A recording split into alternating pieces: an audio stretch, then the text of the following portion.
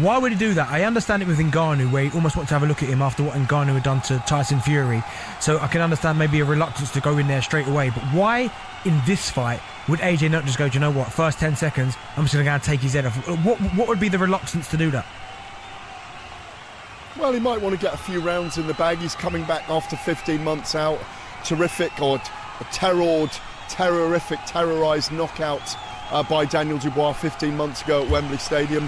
Hasn't been in the ring since then. Might just want to get a bit of ring rust out of the system, throw a few jabs, just take his time. There's no need to go and do it really quickly. Have a look at Jake Paul. He's in against a novice. That's the thing here. This is a fight, you've got to remember, that would never have been sanctioned in the UK. Robert Smith, the Boxing Board of Control General Secretary, has said he would never have allowed this. It's a guy that lost to Tommy Fury, so Joshua can take his time, and I really do think he will.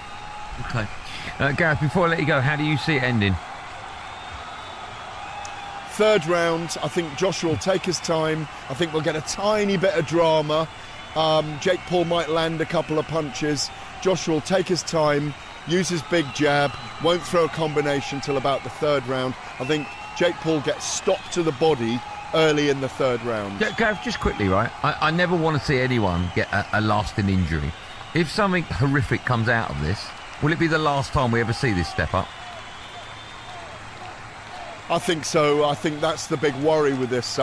Those are concerns I had when this was first announced, that the gulf in class and experience and ability and size and power and all of those things probably should have mitigated against it. The Florida Commission is very lenient on these kind of things in allowing this fight. So if Jake Paul is horribly knocked out and he's twitching on the canvas at the end of it, boxing will have a horrible black eye to deal with.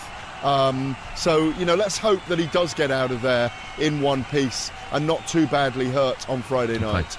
Gareth, thanks for coming on. If people aren't watching, they don't know that you are looking splendid. You're on a beach, obviously in Miami, and you've got the water behind you, the sea behind you. It would be a great way to end the interview, Gareth, by dropping the mic and just running into the sea for us. Would you mind doing that? You want me to, yeah? Yeah, I'll commentate on what you did. I knew you'd ask me. Yeah, it would look great. I knew you'd ask me, so I've got my swimming trunks on underneath my trousers. Go for a I'm swim. going to run down to the sea.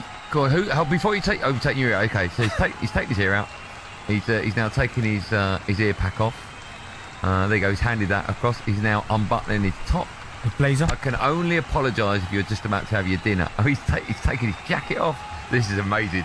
He's now running towards the water, and he's walking into it. Go on, Gareth, keep going, my friend, keep going. So Gareth A. Davis is now walking into the sea. Oh, this is it. Oh no! Yeah. Cut the feed. Cut the feed. Leave the feed. He's now taking his top off. And why has he stopped? Yeah. No. He's taking his top off. He's taking his trousers down. Cut the feed. Cut the feed. Come back to us. No.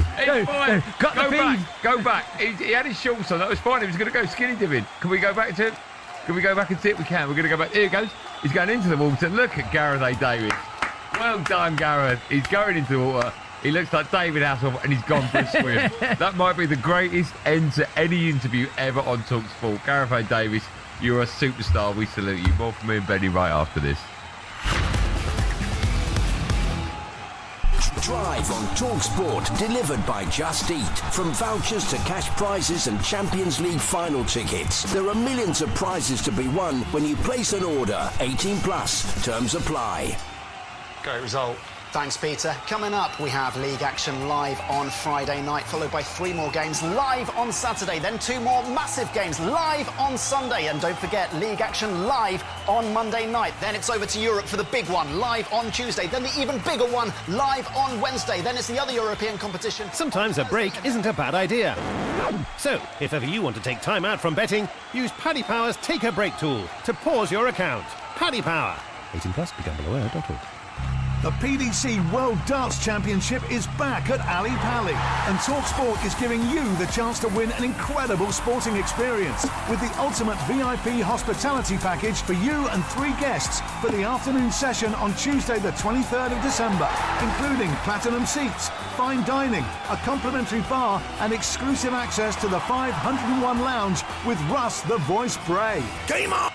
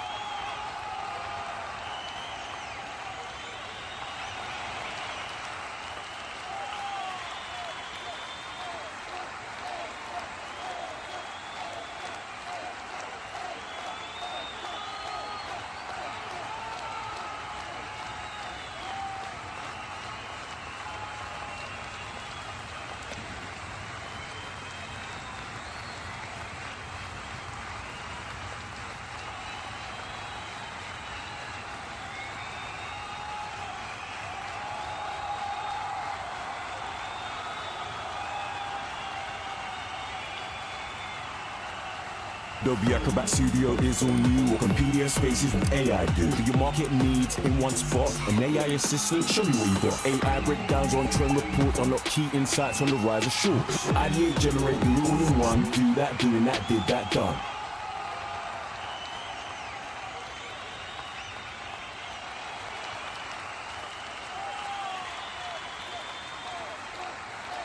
Kickoff on TalkSport with Ladbrokes. 18+ gambleaware.org.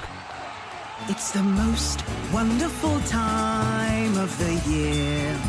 Sky Sports will play more than 50 Premier League games and the PDC Darts Championship.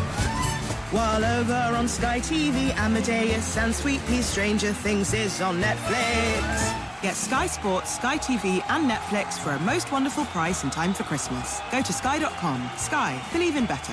Requires Sky Stream and relevant Sky TV subscriptions. Minimum broadband speed of 25 megabits per second recommended. 18+.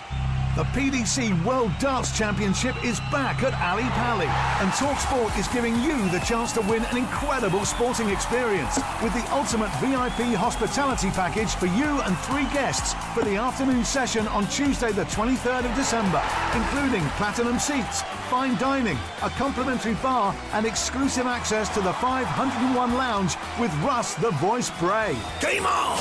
Step up to the Oki to enter now at talksport.com/win and get ready for an unforgettable Ali Pali Christmas. Talksport.com/win. This is a TalkSport limited promotion. See talksport.com for terms and conditions. Plus gambleaware.org. This festive season at McDonald's, get French deals every day. OK. With a sausage sandwich for just... Let's see, 99p. 6 chicken McNuggets for just... 99p. Fine. Get Grinch deals every day in the McDonald's app. 18+ app only. Ends 24th of December. One use per offer. Fees apply to delivery. Participation varies. T's and C's apply. Mr. Q. At Mr. Q, we tell it how it is. When players win, they love Q. Like a Portuguese prima donna loves polishing a statue of himself. But when players lose, they hate Q, like a last-minute VAR controversy. Mr. Q, the casino you love to hate. And you'll love 100 free spins on Big Bass Splash with your first deposit. Play at mrq.com or on the app. UK 18+ residents only. Minimum £10 first deposit. 10p per spin. Free spins must be used within 48 hours of depositing. All winnings paid in cash. T's and C's apply. Play safe. Service B, our most comprehensive service, is now available to Sprinter 906 owners for a fixed price of £263 plus 20% VAT at a time that suits you. Enjoy peace of mind with predictable costs and the knowledge that your van is in the hands of Mercedes-Benz trained technicians using only genuine parts. Visit our website or contact your local Mercedes-Benz dealer to check if your van is eligible. T's and C's apply. Only valid for Sprinter 906, end of production 2018. Excludes petrol and V6 diesel engines. Covers labour and parts only. Carried out by the 31st of December. It's the last chance to get yourself a ticket for tonight's Lotto draw. It could be you. Lotto from the National Lottery. Rules and procedures apply. Players must be 18 or over. The very big sale just got bigger. With amazing savings from the online store for fashion, home and more. Save up to 40% on selected home and furniture. And save up to 50% on selected fashion and sports. Shop all your sale deals plus more times pay with VeryPay. Very. Let's make it sparkle. Event ends 21st of January. Standard delivery $3.99. Did you hear that, sports fans? Sky Bet Super Week is coming! Supersized with 10 days of huge offers across all your favourite sports.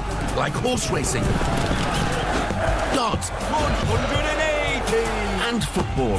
Enjoy Sky Bet Super Week, supersized with offers at 9 a.m. and 5 p.m. daily. Sky Bet for the fans. December 26th to January 4th. Eligibility restrictions and further T&Cs apply. 18+ gambleaware.org. Get unbeatable coverage of all the biggest sports headlines with the Backpage Review on TalkSport with Tesco Mobile for Business. Every weekday morning from 6, listen to the Superstar Breakfast for all the breaking news you need to know, the latest views you need to hear, and the big name interviews you can't afford to miss.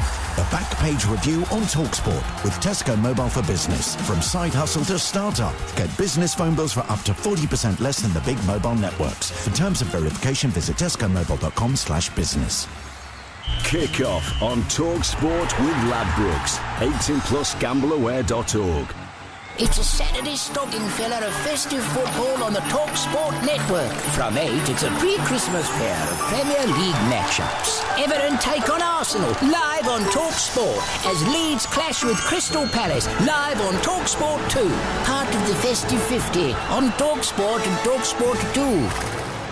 Well, both these Cup quarter-finals on the TalkSport network tonight. Pep won this Cup 4 seasons running, but recent seasons it's not been so great for City. They take on Brentford at 7:30 on TalkSport. Newcastle beholders face Fulham on TalkSport 2. Kickoff at 8:15. Time now to get an odds update with Ladbrokes. Odds update on TalkSport with Ladbrokes. Get a free bet every week of the season and a big boost every day. That's Ladisfaction. Minimum £5 bet. Conditions apply. 18 plus gambleaware.org. And Alex Apati is with us from Ladbrokes. And Pep Guardiola promised changes. He has made changes, but so has Keith Andrews. Man City should be favourites against Brentford tonight. Yeah, Adrian, they still are favourites. They're 1-2, Brentford 4-1, and the draw after 90 is also around 4-1. So City rightly favourites, but Brentford still by no means mugs, and they have beaten Man City in this competition before. The only problem is that was 36 years ago. In recent times for Brentford, I mean, you talk about City's record and recent record in the League Cup. Brentford made the semis in this competition 5 years ago and have since made the quarters twice, losing out to eventual winners Newcastle last year. City haven't won this competition for 5 years now. They're 11-4 second favourites as things stand in the outright betting. Brentford are currently the outsiders to win the whole thing at 25-1, but beat Man City tonight though, and those odds will rightly tumble. It was a 1-0 win for City the last time these two met. That was in the league back in October. It is a different City side out tonight, and I would fancy more goals. So for me, I think both teams score. I think we see 3 or more goals, and I was going to say that Man City win both halves before the teams came out, but I'm going to be a bit more punchy and say Brentford win it. That bet builder is 7-1. What about Newcastle Fulham? Yeah, Newcastle big favourites then for the first time in how long now? They've got a trophy to defend, haven't they? They're 8-11 they are, which is a little bit short for me. Fulham are 100-30, which gives them around a 23% chance of winning this game, which does feel a bit tight on them, to be honest. Very good side, only 2 points off Newcastle in the league, and they've won 2 of their last 3 against them. It's worth noting both teams have scored in all 3 of those games. The last 3 head-to-heads between them. It's 4-6 for the same outcome tonight. And I think if you're Newcastle, you could look at this season one of 2 ways, depending on tonight's results. If they win, they're only 4 points off the top 5 and they're in a League Cup semi-final. If they lose tonight, then you would say they're in the bottom half of the Premier League and they've given up that trophy they've held for nearly a year. So be a bigger night for them than people might think, really. But I do think they'll probably win. I think both teams score again, so Newcastle to win and both teams to score and 2 or more goals in the first half is a 4-1 bet builder with Ladbrokes. You've got to put the Sunderland defeat in that equation. But let's have a quick look at Scotland. The Scottish Premiership outrights in a moment, but Celtic play tonight. They got 3 points behind leaders Hearts if they win at Dundee United in the Scottish Premiership, and their manager will be desperate for victory, that's for sure. Absolutely. Terrible start for the manager, 3 defeats, losing. I mean, look, it's a tough 3 games. Hearts, Roma away, and then going into a cup final as huge favourites and getting beat by St Mirren. But many Celtic managers in years gone by have gone a whole season without losing 3 games, and Wilfried Nancy's lost his first 3. So pressure on tonight, and Dundee United might just fancy their chances of taking something from the game. They're just over 4-1 to win. Celtic are 1-2. And the draw is 18-5. Celtic have only drawn 2 games this season. Dundee United have drawn half of their matches in the Scottish Premiership. As you say, 3 points puts them 3 points off top spot with a game in hand, and 6 points off Hearts as things stand. But Celtic are odds-on favourites to win the Premiership at 8-13. Hearts 11-4 now, and Rangers still just about in touching distance at 7-2. So Martin O'Neill did a great job of getting Celtic back within touching distance. Pressure's on the new boss from here on out though, and he'll definitely be hoping he can kickstart his career in Scotland with 3 points tonight. Martin O'Neill was brilliant on TalkSport on Monday morning. Dundee United can't buy a win. It's an open goal for the new Celtic manager. That was a look at the latest odds with Ladbrokes. 18 plus gambleaware.org. Odds update on TalkSport with Ladbrokes. Get a free bet every week of the season and a big boost every day. That's Ladisfaction. Minimum £5 bet. Conditions apply. 18 plus gambleaware.org. Dean Ashton's at the Etihad for Man City. Brentford, the teams are in the tunnel. Word on the Brentford team. Henderson not involved. Thiago not involved as well. It kind of baffles me a little bit, I've got to say, Dean Ashton. What do you think?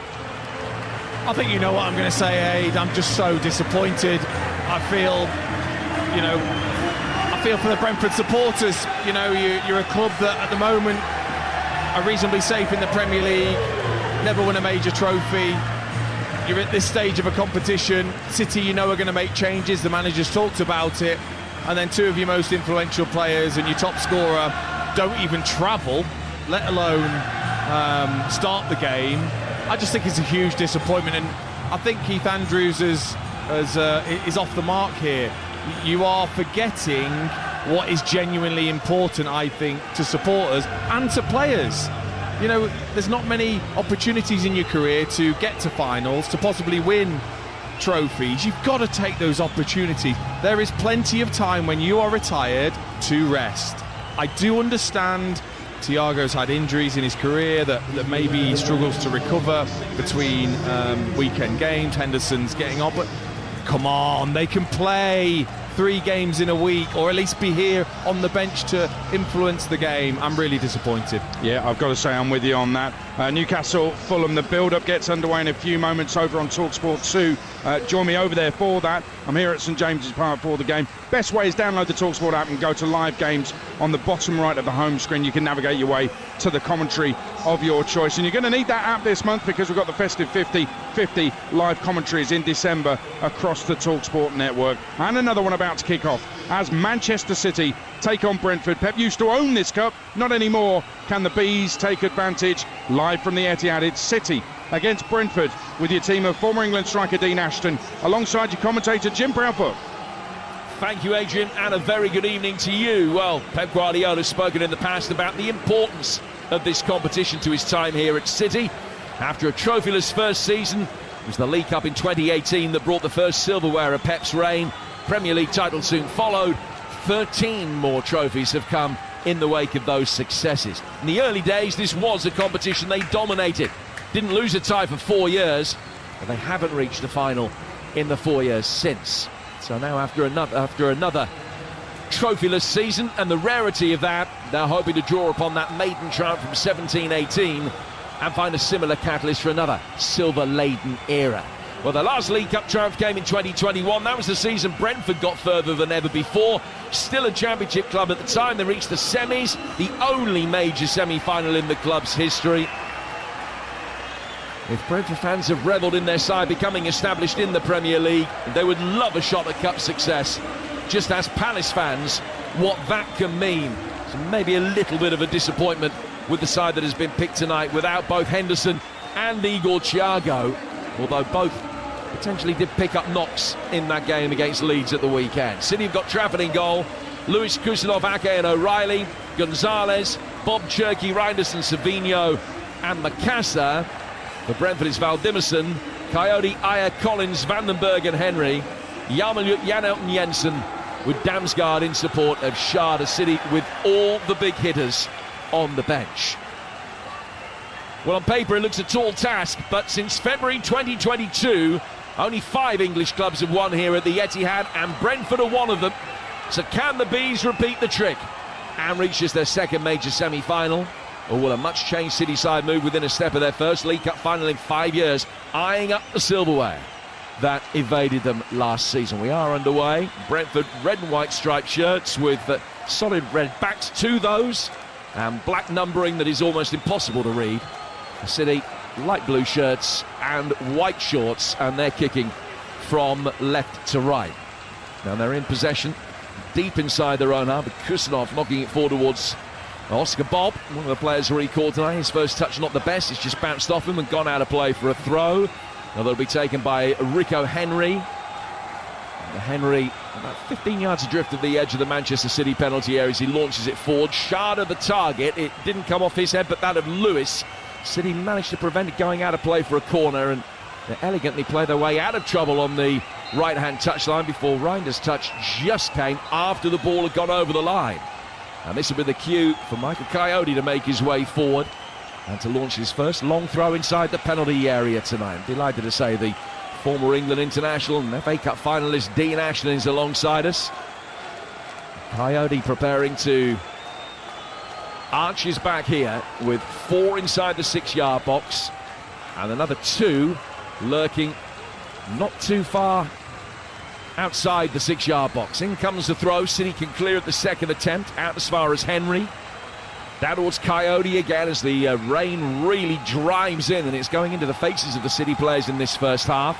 Coyote can't find a way past Reinders, and Ayer is dispossessed by Bob. Goes out of play for another Brentford throw. They made a good start there. They have, yeah. There's a reason why I've got a Rory Delap Christmas jumper this year. It is the year of the long throw. Coyote, the best of them. And they've got to make use of that at every opportunity against this City side. Lacking a little bit of height and aggression, I would say, in the team. Something that I'm sure Brentford will have looked at, and Keith Andrews and Sharda and Damsgaard missed out at the weekend, and you could tell they weren't the same creative, attacking, vibrant team Brentford at home against Leeds. So I just wonder whether those two fresh tonight can cause Manchester City some problems. Well, I know there's been a lot of disquiet about the side that has been picked by Brentford tonight. They've made 6 changes, but if you look at the number of starts that the players have made, of those that have come in, have made 49 Premier League starts this season. The outfield players, those that have been left out tonight, have only made 52. So apart from the fact that they're without Igor Thiago and Jordan Henderson, and I think that there's a doubt about the ability to manage the minutes of each of those, I could say it's a not significantly weaker team that has been picked tonight, particularly in the absence of Ouattara, who's away on international duty. Rico Henry just flagged offside here. It's a free kick that City have taken, still 0-0 here on TalkSport. And don't forget, later tonight over on TalkSport 2, an 8:15 kickoff at St James Park for Newcastle United against Fulham. And then at the conclusion of this game, you will be able to hear the last 35 minutes or so of that one right here. City in possession at the back with James Trafford. Another chance for him tonight. Launching it forward for Bob. It's just drifted over his shoulder, but come off the top of his left boot and straight out of play for a Brentford throw. Yeah, I think a few eyes on James Trafford as well. Obviously, coming back to Manchester City, thinking he was going to be the number one, and then Gigi Donnarumma comes into the side and he's had to wait. And he made a couple of mistakes early on in the season too. His confidence has been knocked. So another player to look out for if Brentford can target him. Yeah, just his 7th appearance for Manchester City tonight. A couple of clean sheets in his previous 6. Here's O'Reilly, one of the players that was retained from the impressive win at Palace at the weekend. They're playing at left back again. He can't get too far forward. Brentford have got it back in this 5-3-1-1 formation that they're utilising tonight. City have it again, working it forwards. Macassar trying to thread it through. Should be mopped up easily enough on the edge of the penalty area. Brentford will get it away. And then O'Reilly just mindfully watches the ball out of play over on that far touchline for another Manchester City throw. Have won the competition 8 times, including 6 times in the space of 8 seasons, City. Without getting to any of the last 4 finals, they've still only lost 5 out of 35 games in this competition under Pep. They're in possession here with Uzbeki defender Kusanov, getting it forward over halfway. Played straight back to him by Reinders. And now back for Ake. He's only made 1 Premier League start this season. His minutes in the league on the wane these days. And starting tonight, getting it forward here. Good movement off the ball came from Bob. And now an opportunity for Rico Lewis. Down to the Manchester City right again. The idea was right from Cherky to cleverly flick it round the corner, dragging it with his left boot behind his right leg. It's hit Henry, goal line of play. For a throw that City have taken quickly. And after that good first couple of minutes for Brentford, the game has now settled into the largely anticipated pattern, Dean, with plenty of Manchester City possession. And Brentford having to do plenty of chasing. Damsgaard doing it there, trying to put the pressure on Trafford, who whacks it forward quickly. Bob chasing after it. Henry there first. And Valdimmerson was out to pick up. Yeah, it was sharp defensive work from Rico Henry. He was across Oscar Bob, and he had the pace to match him as well. It's a good job because it was a decent ball over the top, skipping away off the wet surface. But I think Keith Andrews setting his side up with that back 3 and the 3 midfield players in front is the right thing against not only this type of opposition, but the players who are up against, the technical players that want to play short passes. Oscar Bob, the only one at the moment showing that willingness to run in behind, so they want to flood the middle of the pitch. Yeah, it was a feature of Brentford under Thomas Frank, where against a side who were expected to dominate possession against them, they would play with a back 5, and in matches where they might have more of the ball, they go with a 4. Play 4-3-3, but it is, as I say, a 5-3-1-1, 5-3-2 tonight. They're just struggling to get out of their own half at the moment, and Kusanov has barreled into Rico Henry there really strongly. And he's caught the much smaller Brentford defender around the back of the head with his shoulder. And Henry's gone down in need of treatment. And it's going to be a free kick to Brentford about 10 yards inside their own half. 0-0 through the opening 7 minutes here on a typical, stereotypical Mancunian night, with the rain really throwing it down now. Well, we're in the right place, you and I, Dean. Valdimmerson to take this free kick. Henry's okay, he's back on his feet and actually didn't need any treatment. It's just make sure he was okay rather than anything else. And City will keep a very high defensive line for this Valdimmerson punt forward. Yeah, and there's 8 of them in a line. Just the 2, no one standing up front. I think they understand, City, the threat that Brentford will have from any set play, especially with that 3-man defence, all above 6 foot, all aggressive in the air. Brentford have won it back temporarily after City were able to get it clear. It goes straight out of play off Janel. For a throw that will be taken on the Manchester City left, level with the edge of their own penalty area. A long time since City have been eliminated from this competition here. Last time was back in 2014 when Newcastle beat them. They have lost a semi-final match against Manchester United here in between times, but still went through on aggregate. So not been eliminated in this competition here for 11 years. We've got possession just inside Brentford territory. And then the ball is nudged back by Cherky for Rico Lewis, and he in turn finds Ake. Ake will turn it back for Trafford in all yellow tonight. Away to our left-hand side here on TalkSport, where we're 8.5 minutes in at 0-0. As the ball is flashed for Coyote coming to meet it, and was just pulled under the flight of it, and was judged to have been fouled. Not a decision that Savinho is particularly impressed with. But Sam Barrett was adamant, and he's given the free kick Brentford's way. 0-0. I think that's because Coyote had hold of Savinho's shirt, but Savinho wasn't looking at the ball. He was looking at the man, as Coyote was then tripped underneath the ball. But I think it's about mindset. When you get the draw, Brentford heads dipped, of course they would do, when you get that draw away to Manchester City. But then once you get here, you see the team, you've got to have that positive attitude that you can come here and win the game and take advantage of the changes, and maybe take advantage of a slight lack of cohesion between the City players. And now they've been able to play it forward, but the offside flag is up. It was Schade that made the early run, but made it too early. Everybody anticipating that the flag would come up from Nick Greenhill on the far side, and it did.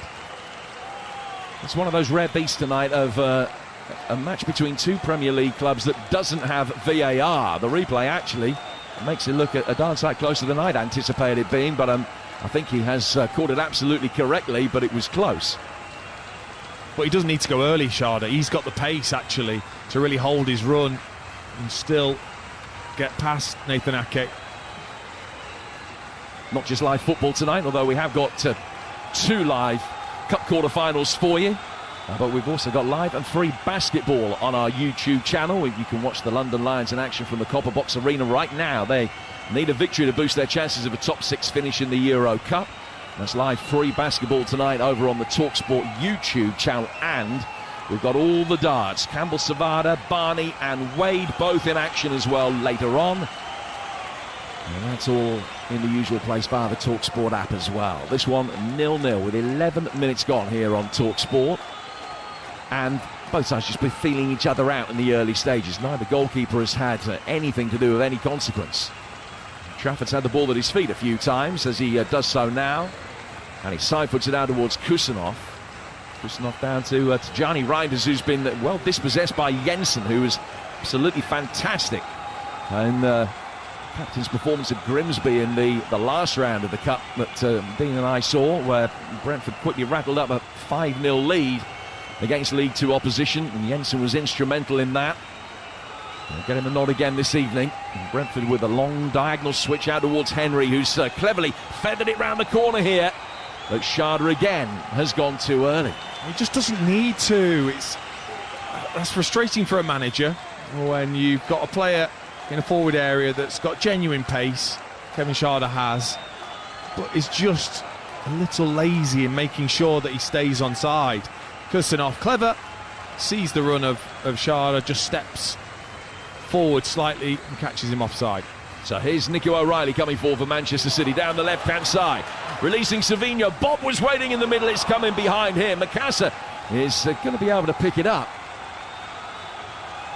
Now feeds Lewis. Cherky drags it wide of the near post. That's the best opportunity that either side have created so far. And City stringing the passes together, working it very quickly down that left-hand side. He utilised the pace of Savinho. And Cherky couldn't quite hit the target from a shot from the edge of the penalty area. It's probably gone about a foot wide. Yeah, it was a fantastic diagonal run from Savinho. And a straight ball in behind Coyote. He did the right thing. I thought he put into the area that the City attackers wanted. Makassa a little slow on the uptake to just read where that ball was going to land. Otherwise, he would have had a decent strike from about 8 yards. Instead, it was recycled to Cherky, who can use both feet. Got it onto his left foot and just drags it slightly. He has started both of the previous League Cup ties this season, Divine Makassa. He's only 18, he's an England under-19 international, and he's got a decent goal-scoring record for his country at that level, 4 in his last 7 competitive internationals. But played up front against Huddersfield. He actually played in a deeper role in central midfield in the win against Swansea in the last round, but he's leading the line again tonight. Still only 18. It is an area with the City having very little cover for Haaland that would be a concern. Marmoush away on international duty for the foreseeable now at the African Cup of Nations with Egypt. Haaland would have picked up an injury at the weekend. You just wonder how things would be shuffled around. Now Bob's made an excellent run down the right-hand side. Henry stumbled. He's inside the penalty area here. Oscar Bob, and he's shot at the near post. Val Dimmerson protecting that part of the goal, just got his hands down, was very grateful that Oscar Bob went that way. Rico Henry really relieved. Yeah, real shame though, because the first 2 parts were excellent from Oscar Bob. The little step forwards as if he was coming short, spins in behind. It was Rico Henry that slipped because of that movement from Oscar Bob. Once he was in, again, a lovely bit of body movement, just a body swerve to take it away from Collins onto his left foot, and then the strike was weak. Just hit the top of the ball. It takes all the pace out of the ball. And easy for the goalkeeper, but the first 2 parts were excellent. Brentford playing through their penalty area now. In possession. That's work by Sepp Vandenberg back across the other side of the box. And Christopher Ayer can get it forward, finding Michael Coyote, the Italian, back to his centre half. And Brentford having better possession, but still much closer to the edge of their own penalty area than halfway. In fact, they've worked it much deeper now for Val Dimmerson, who played in the first 2 League Cup ties as well. Now, Brentford have already eliminated 2 Premier League clubs in this run. They saw off Bournemouth and beat Villa on penalties before that big win at Grimsby. They've got it forward here now towards Sharda, who was onside and brought down about 3 yards outside the penalty area. Now, there was a covering defender, and it is only that has made it a yellow card and not a red for Kusanov. I'm not too sure. I am not too sure. Kevin Sharda gets the touch away from Kusanov. I don't think the defender's getting there. It's Kevin Sharda, by the way. He's away. Once he's away, you ain't catching him. And I just think it's a great run from Sharda this time. Keeps himself onside, takes it away. Ake isn't really getting round on the cover. I think Kusanov is extremely lucky that is not red, because Kevin Sharda is stepping 3 more steps forward and has a great opportunity to score, taking the strike unchallenged. I think the only thing, well, there are 2 things that could potentially have saved him. Firstly, that touch from Sharda was just worked slightly wide of the inside right channel. And the second aspect is that there's no VAR, because if there was VAR tonight, I do think that referee Sam Barrett would have been called over, and that might have been upgraded. It is only, in inverted commas, a yellow. Meanwhile, a significant problem for Manchester City is an injury to Oscar Bob, who has been down receiving treatment for the last minute or so. And whilst there was all that conjecture about whether Sam Barrett would produce a yellow or a red for Kusanov, and Bob receiving treatment, is it a knee problem he's got there? I think the Manchester City medical staff just flexing that right knee. That seems to be the the principal problem. We're just having another look on our monitors of the challenge that Kusanov made. He just barreled him over. He knew that he couldn't allow Sharda to get past him. And you can understand Keith Andrews' disquiet that that wasn't a dismissal. I think they can find themselves extremely hard done by, Brentford, because I think Sharda's away. It's slightly wide, but I would say it's only wide enough to the edge of the 6-yard line. That's not particularly wide for a top-level forward to have a great chance to score with just the goalkeeper in front of them. Ake is definitely not getting back on the cover. He isn't. The touch isn't that far away from Sharda, and they'll feel like that decision has gone the wrong way for Brentford. So Kusanov is mightily relieved. Bob, on the other hand, having picked up that injury and had a little bit of treatment, has made his way down the tunnel, and his race is run. And Manchester City are going to be bringing Phil Foden on much earlier than they had anticipated. He's just putting his number 47 shirt on in front of us right now. Meanwhile, the 10 men, temporarily 10, of City have a free kick to defend. And this is what? 6 yards outside the penalty area. The infringement actually was closer to the edge of the box than where the ball has been spotted down. It's Jensen that stands over this. Now, there are 5 near the penalty spot for a ball clipped in towards the far post for Brentford. The angle isn't great. It's not prohibitive for a shot. It might be that it favours the left boot of Janelt a little bit more than the right of Jensen. Foden's now ready, but I don't think he's going to be allowed to come on before this free kick is taken, or is he? Yeah, they are going to make the change right now. So Bob off, and Foden on, and Kusanov still on, controversially. Phil Foden has been in the best form of his Manchester City career over the last 18 months. He's got a hat-trick against Brentford on the CV, 7 in 8 games against the Bees in his career in all competitions.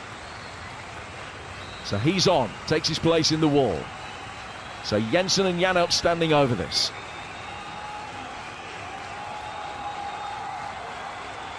Jensen raises his right arm above his head. It is he that strikes it well. Trafford just took a quick step to his left-hand side, got his hands behind it, beat it away. And it then takes another touch off a Brentford player on its way out for a throw that City will take in their left-back position. They're glad to have survived that passage of play. Yeah, beautiful technique from Mathias Jensen, trying to whip that up and round the wall that split, to be honest. O'Reilly just jumping out of the way, but Trafford was across his goal to make an easy save as it was bending in towards the middle of the goal rather than away from the goalkeeper. Yeah, it was a strange wall. It was a 3-man wall, but by the time the ball was actually struck, there was effectively, to use a cricket analogy, they had players at first, second and fifth slip because there was such a big gap between them, and then O'Reilly in jumping half turned, so it was an even bigger gap. And that's what Jensen went through, but it did mean that Trafford was perfectly sighted and could make an easy save. 0-0, 20 minutes gone. Well, Brentford certainly feel as though Kusanov should have been sent off. Just got a yellow card. Brentford thought he denied an obvious goal-scoring opportunity. That's the main talking point through the opening 20 minutes here at the Etihad tonight. Chelsea already through. We'll find out later whether it's going to be Newcastle or Fulham that get through in the night's other quarter-final. That's live on TalkSport 2, the first half, and then the second half will be right here. And then this round of the competition concludes next Tuesday night, where Arsenal take on Palace in a London derby. Now, the draw, incidentally, made later tonight, and the boys on the sports bar will have first news of that. Who gets who? Foden, right-hand side of the penalty area, driving it inside the penalty area, but he couldn't find Rico Lewis, who made a run past him. Brentford try and get it away. Jensen, the latest to stumble. There's so much rain coming down that it has made conditions underfoot a little bit treacherous. Lewis has got it again. Back from him to Ake. Now to the left-hand side of midfield for Nico O'Reilly. Savinho quickly joins in and is able to do really well to maintain possession and get away from Coyote. Flicked towards the edge of the D again. Still City Carpenter. Shot from the edge of the box has drifted well wide. He just cut across it when he struck it there, Savinho. Couldn't hit the target. Valdimmerson watches it away, and we're nearly at the midway point of the first half. Still Manchester City 0, Brentford 0 here on TalkSport. And here's Dean Ashton. Well, like I said, Brentford seeing the lineup before the game, should have taken some confidence that they can win the game, and then there's the injury and you see Phil Foden coming on. The one player you really don't want to see with the form that he is in. And just started to rotate a little bit, City, in that attacking area. Mukasson is now on the right-hand side. COYI is the forward. Foden's gone into the middle alongside Reinders. And Savinho stayed on that left-hand side. They will all rotate into different positions. I think that's going to be key, actually, to try and draw this Brentford defence out.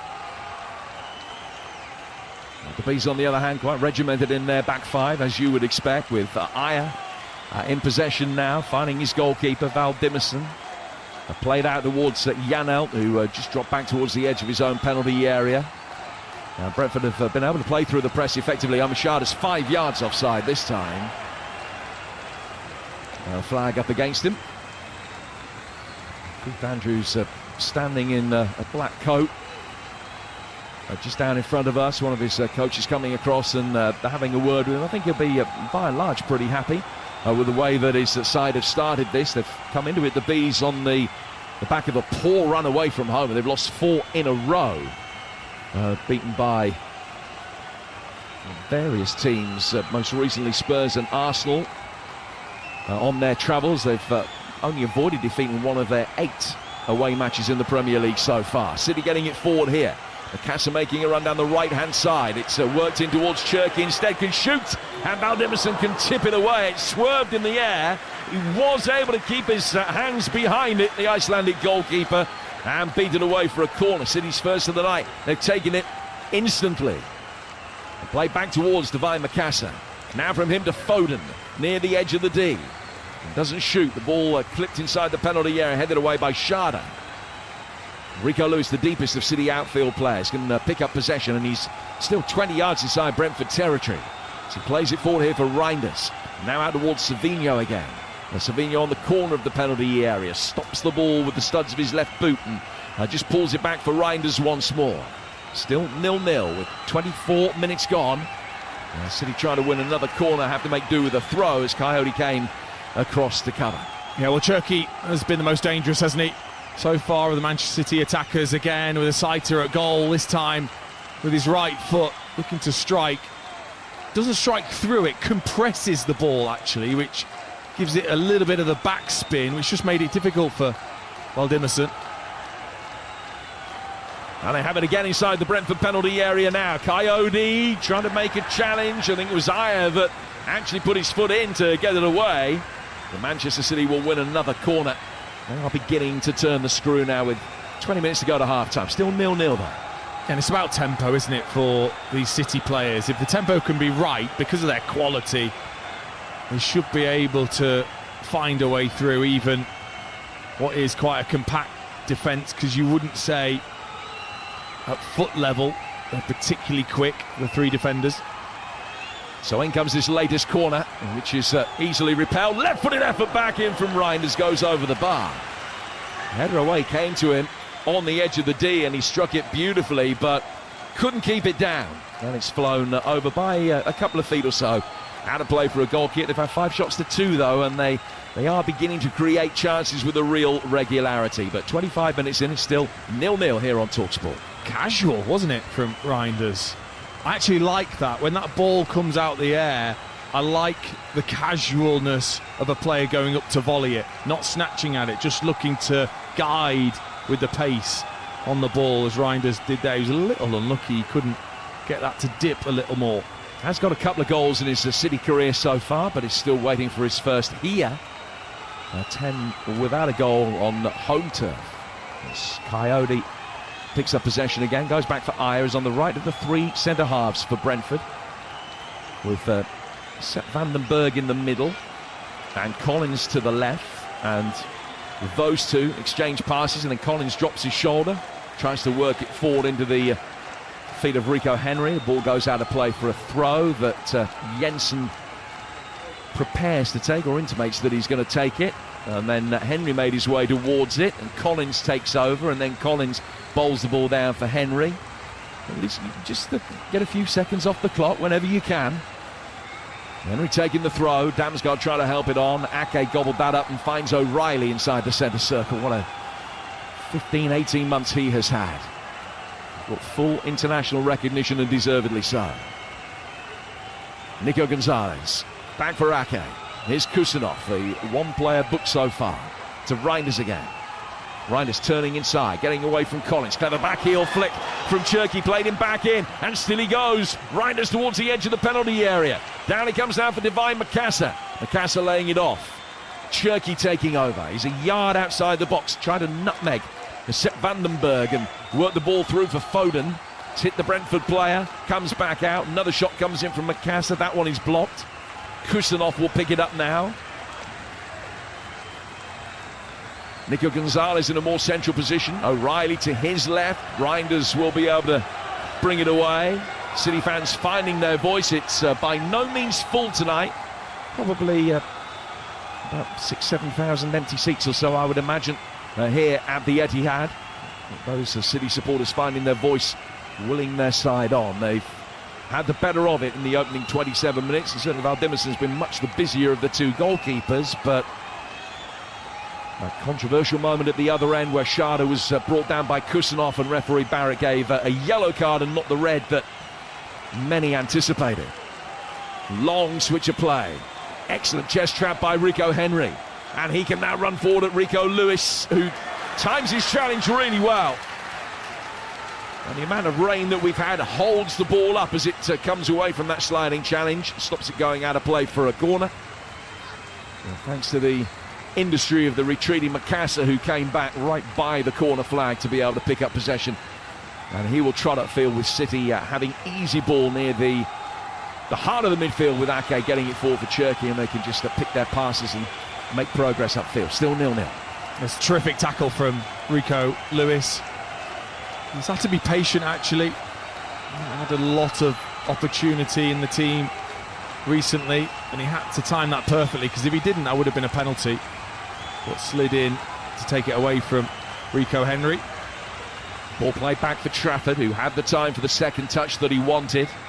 And then he curves it down the right-hand side, but past Makassa, and straight out of play for a throw. That's been taken quickly by Nathan Collins. Several players in this Brentford side have played in a League Cup quarter-final before. Some of them last season. Brentford got to this stage 12 months ago. They lost to eventual winners Newcastle. The only successful quarter-final they've ever had was also against Newcastle. That 5 years ago, when, as a championship team under Thomas Frank, they beat the Geordies with a goal from Josh Da Silva. Made it through to the semis, lost to Tottenham.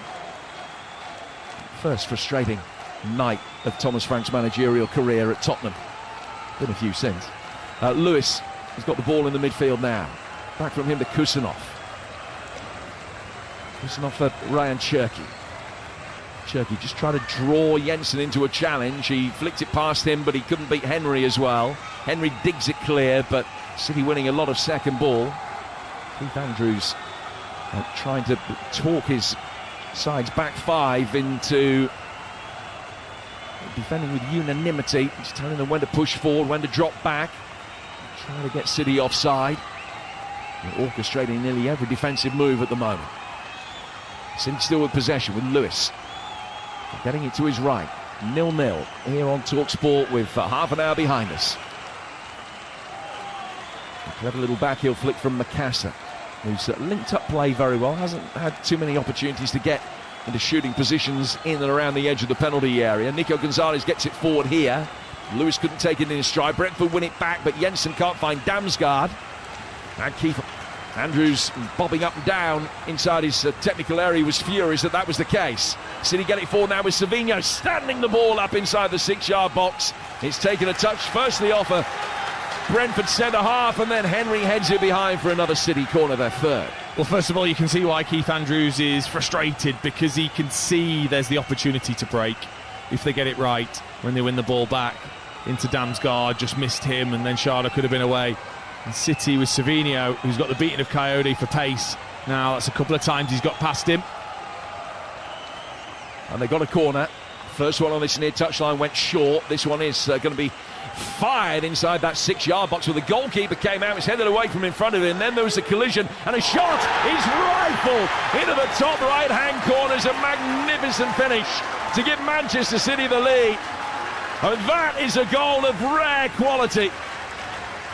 It was half cleared, came back outside the penalty area for Ryan Cherki, who got it onto his right foot and arrowed it into the top right-hand corner for his 4th Manchester City goal. He's scored in both of the League Cup ties that he's played, and he's given Manchester City a deserved lead here. Ryan Cherki is another one of those players, isn't he, where it's his world and it's just a pleasure to be in it. Such a talent, already starting to really show what he's all about, but he's been given a couple of sighters. He just checks away from Damsgaard, who simply isn't good enough on the edge of the area. Just allows Ryan Cherki to get onto that right foot, and then he sets himself and really does drill through it over the top of Coyote's head and right into that right-hand side top corner. It's a beautiful strike and a beautiful goal from Ryan Cherki. They had so many bodies to get the ball past. Just squeezed it over the head of Coyote, who was about 3 yards off the line, maybe just brushed the top of his head on its way through. But it's a magnificent finish. Cherki scored at Wolves on his Premier League debut and has now added another 3 to that tally. And Manchester City lead here by a goal to nil, and they've had an excellent home record this season. 9 home wins in the last 10, and they've averaged nearly 3 goals a game in that time. And they have the lead here just past the half-hour mark. Now the latest City attack is curtailed. Savinho had the ball at his feet, but play has been stopped by the referee because Damsgaard has gone down with his right hand to the back of his head. Just got caught, I think, just round the right-hand side of the face. He's okay, he's back on his feet. The Brentford medical staff come on to attend to him. Some strike by Ryan Cherki, and enjoyed by those on the Manchester City bench as well. I think every single Manchester City player would have been very proud of a finish like that. It's been some staunch rearguard action from Brentford at times tonight. They have restricted a number of opportunities that City have been able to create. It needed something special, and boy could Cherki provide it. And that's the one thing for any side that's going to sit deep against the opposition. I think that's when a team like Manchester City, a team like Aston Villa have definitely shown this season, if those opportunities are presented to you on the edge of the area, you should at this level be capable of scoring goals like Cherki has there. Having the time to find that top corner. And slowly but surely he's really starting to show all the attributes and the star quality that he clearly has. Well, the games in the Women's Champions League, they're on match day 6, which is the decisive one in the group stage. They've all kicked off. A couple of early goals. Bayern Munich leading Vålerenga by a goal to nil. And Real Madrid lead, I think it's Twente, by a goal to nil. The matches that we're concentrating on tonight: Manchester United away at Juventus, Arsenal in Belgium against Leuven, and Chelsea at Wolfsburg. Chelsea third. They will be through to the quarterfinals if they win, and we'll be keeping you updated with all of the action as it goes on. But those early goals already taking Chelsea out of the top 4, with Real Madrid and Bayern Munich now 3rd and 4th respectively. So Chelsea need to respond. Brentford looking to respond here. We've got 10 minutes to go to half-time. The first half that is going to be elongated because of a couple of injuries. Ake getting the ball forward here as City look for a second. It's headed away by Collins on the edge of his own penalty area, and then passed out towards the Brentford right, where a ball down the line will release Damsgaard, but Ake had enough of a head start. He's got a pace advantage against Mikael Damsgaard as well. He was able to win that battle and get it back for Trafford, and Ake can play it out from the back. 9 to go to half-time. What I have been impressed with Manchester City is the variety. Sometimes they can get stuck trying to be too intricate in the middle of the pitch, and teams are happy to sit there and defend. What they have done is mixed that with then those darting runs from the wingers, whether it's Savinho, whether it was Oscar Bob when he was on, whether it is now Mukasa diving inside the wing-backs towards the centre-backs, and it just draws the defence slightly deeper. Cherki flicking the ball forward here. Lewis trying to help it on, but past Mukasa and out of play. It is Manchester City 1, Brentford 0 here on Talk Sport. And following us at 10:15 tonight, Jamie O'Hara and Jason Cundy will open up the sports bar, give you your chance to have your say to all of the night's action. And the draw will be about 20 minutes into that programme. I think it's scheduled for 10:35 tonight. 03717223344 is the number to call. Chelsea already through. Manchester City, as things stand right now, will be joining them. Newcastle against Fulham kicks off at 8:15, so in about 7 or 8 minutes' time. That's live, the first half at least, on TalkSport 2. And then the conclusion of the game will be here on TalkSport when this one is done. James Trafford's got the ball at his feet inside the penalty area for Manchester City, leading after that excellent goal from Cherki some 6 minutes ago. And City will bring it forward now with Rico Lewis. Lewis finding the aforementioned Cherki, who just took it past Janelt. Lays it off for Nico Gonzalez. Some good football being played here by City with O'Reilly invited forward. Back he goes for Reinders. Reinders coming towards the edge of the penalty area. Exchanges passes with Foden. Foden getting it again. Man has scored 6 in his last 5 games in all competitions. He's been in really good form. Kusanov now. Coming forward towards the edge of the box. Then stops about 15 yards adrift. He's got time to look at his options, decide who he's going to pick out. He's gone for Cherki. Cherki chipping one over the top here. Foden brings it down, jogs it on his left foot, then his right. Plays back towards the edge of the penalty area for Nico Gonzalez. Now it comes down for Cherki again. Foden just couldn't quite get himself into a shooting position with 3 Brentford players around him. Recycled it well, just played the way that he was facing, didn't try and turn. O'Reilly, City bringing it forward once more, then forced to go back for Ake. Up a dark-haired fix-it Kusanov will side-foot it forward towards Foden. And Foden brings it forward for Reinders. Reinders away from Jensen, and it's taken a deflection and goes out of play for a throw that will be taken on the Brentford left-hand side by Rico Henry. 6.5 to go to the break. Yes, starting to move it well. Starting to move it really well, Manchester City. Good interchanging of positions from the forward players. Not giving that midfield an opportunity to really hold their positions. Yarmolyuk and Janelt really struggling now to cover the area that the City attackers are taking up. And Foden, Cherki starting to show their stuff. Cherki's been outstanding. A brilliant little clip over the top for Foden, who could have taken it first time, maybe tried to flick it with the outside of his left foot over the top of Valdemarsson, but tried to take it down and probably swivel, didn't quite keep control of it. Brentford take a free kick, flicked out of the left-hand touchline, where Henry couldn't quite bring it under control quickly enough, but Macassa's laid it back for Lewis and put him under a little bit of pressure because Jensen read what was coming, and then Schade is in there a little bit too strongly. The ball's gone over the line and out of play for a goal kick. But said that there were a few thousand empty seats tonight, a few more than I thought. The crowd just a shade over 38,000 tonight. And Manchester City leading Brentford by a goal to 0. We've got more live football for you tomorrow. Big game for Palace in the Conference League. I certainly anticipated that they would be able to sail through that group stage and avoid the playoff round. They need a win tomorrow against a Finnish opposition in KUPS. That's an 8 o'clock kickoff at Selhurst tomorrow night. That game is over on TalkSport 2. Also on TalkSport 2 Friday night, the all-Welsh encounter between Swansea and Wrexham, and then we're back for week 17 of Premier League action. And we've got 3 live exclusive games for you on Saturday. Newcastle-Chelsea at 12:30. Everton-Arsenal at 8, both of those on TalkSport, and also at 8 on Saturday night. It's Leeds against Crystal Palace. We've got it all covered for you here on TalkSport. Let's find out what's been going on at Ali Pally so far tonight in the darts. Is Mark Wilson. Good evening, Mark. Good evening, American. Adam Savada wins on debut. He's beaten the Canadian Matt Campbell by 3 sets to 1. Pivotal moment, end of the second set. Campbell missed. Savada didn't. Basically won the last 5 games of the match, and Campbell now loses his tour card. Action continues on the TalkSport app. Campbell is out. Savada beats him by 3 sets to 1. Cheers, Mark. It's Barney against Belmont next as the ball is played inside the City penalty area, and Lewis comes across to cover and puts it out of play for Brentford's first corner of the night. Yeah, it's Ajar that made the driving run from that right centre-back position.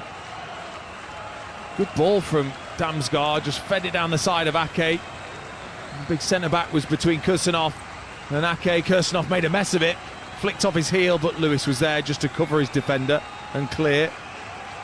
But these are the opportunities for Brentford, the set play opportunities. Can you take one? Oh, well, they scored a stack of set-piece goals last season. Keith Andrews was the set-piece coach. A few at the beginning of this season, not many recently. In comes this latest corner. The first for Brentford, headed away on the edge of the 6-yard box. Jensen recycles it, gets it again near the corner of the box. Another ball is fired in from Janelt. Going up for it was Damsgaard against the much taller O'Reilly. And it's come off the Manchester City player and out for a throw that'll be taken on the Brentford left by Coyote. It was at the G-Tech for that thrilling encounter between Brentford and Liverpool, where Coyote's long throws were causing numerous problems. He's just worked this one short, finds Janelt, then gets it back, swung in towards the Ayer at the far post, who headed it across the edge of the 6-yard box, and Schade couldn't get a touch. City will be able to get it away. Launch it towards halfway, where Jensen's the last man back for Brentford and brings it under control. He finds Damsgaard. Damsgaard happy to go all the way back for his goalkeeper. Valdemason's got the option of Collins to his left, but he might decide to work it a little bit longer here. We've got 2 to go to half-time, maybe another 2 to be added on top of that. There's still Manchester City 1, Brentford 0. Bayern Munich in the Women's Champions League are now 2-0 up in their game, but that Real Madrid goal got disallowed against Twente, which is good news as far as Chelsea are concerned. So as things stand right now, Chelsea 0-0 in their game at Wolfsburg will be going through the top 4 finish. Arsenal and Manchester United will both be in the playoffs as things stand. We'll get details at half-time in this game of everything that is going on in the matches involving the 3 English clubs tonight. 90 seconds to go. I'm hearing there will be 3 additional minutes. And here's Nathan Collins getting it forward here for Brentford. And the Bees skipper gets it back from Jensen and finds Janelt. Janelt to Sepp van den Berg.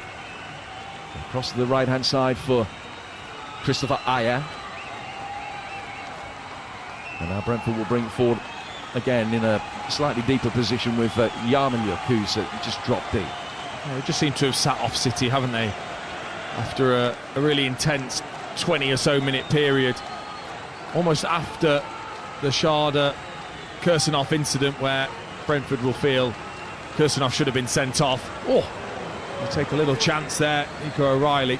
But since then, City have really commanded the game, have been comfortable, and Brentford haven't been able to get Damsgaard and Schade into the game when they looked a threat early on. Well, the goal from Ryan Cherky on 32 minutes. Brentford haven't had a side of City's goal since then. They've just had that one notable free kick, which was relatively easily saved by Trafford, with Jensen firing it through a splitting Manchester City wall. Jensen's got it again now. They're coming towards the edge of the box. They're getting it onto his right foot, but have 5 City players all around him and have no real discernible passing options. He's worked the ball deep.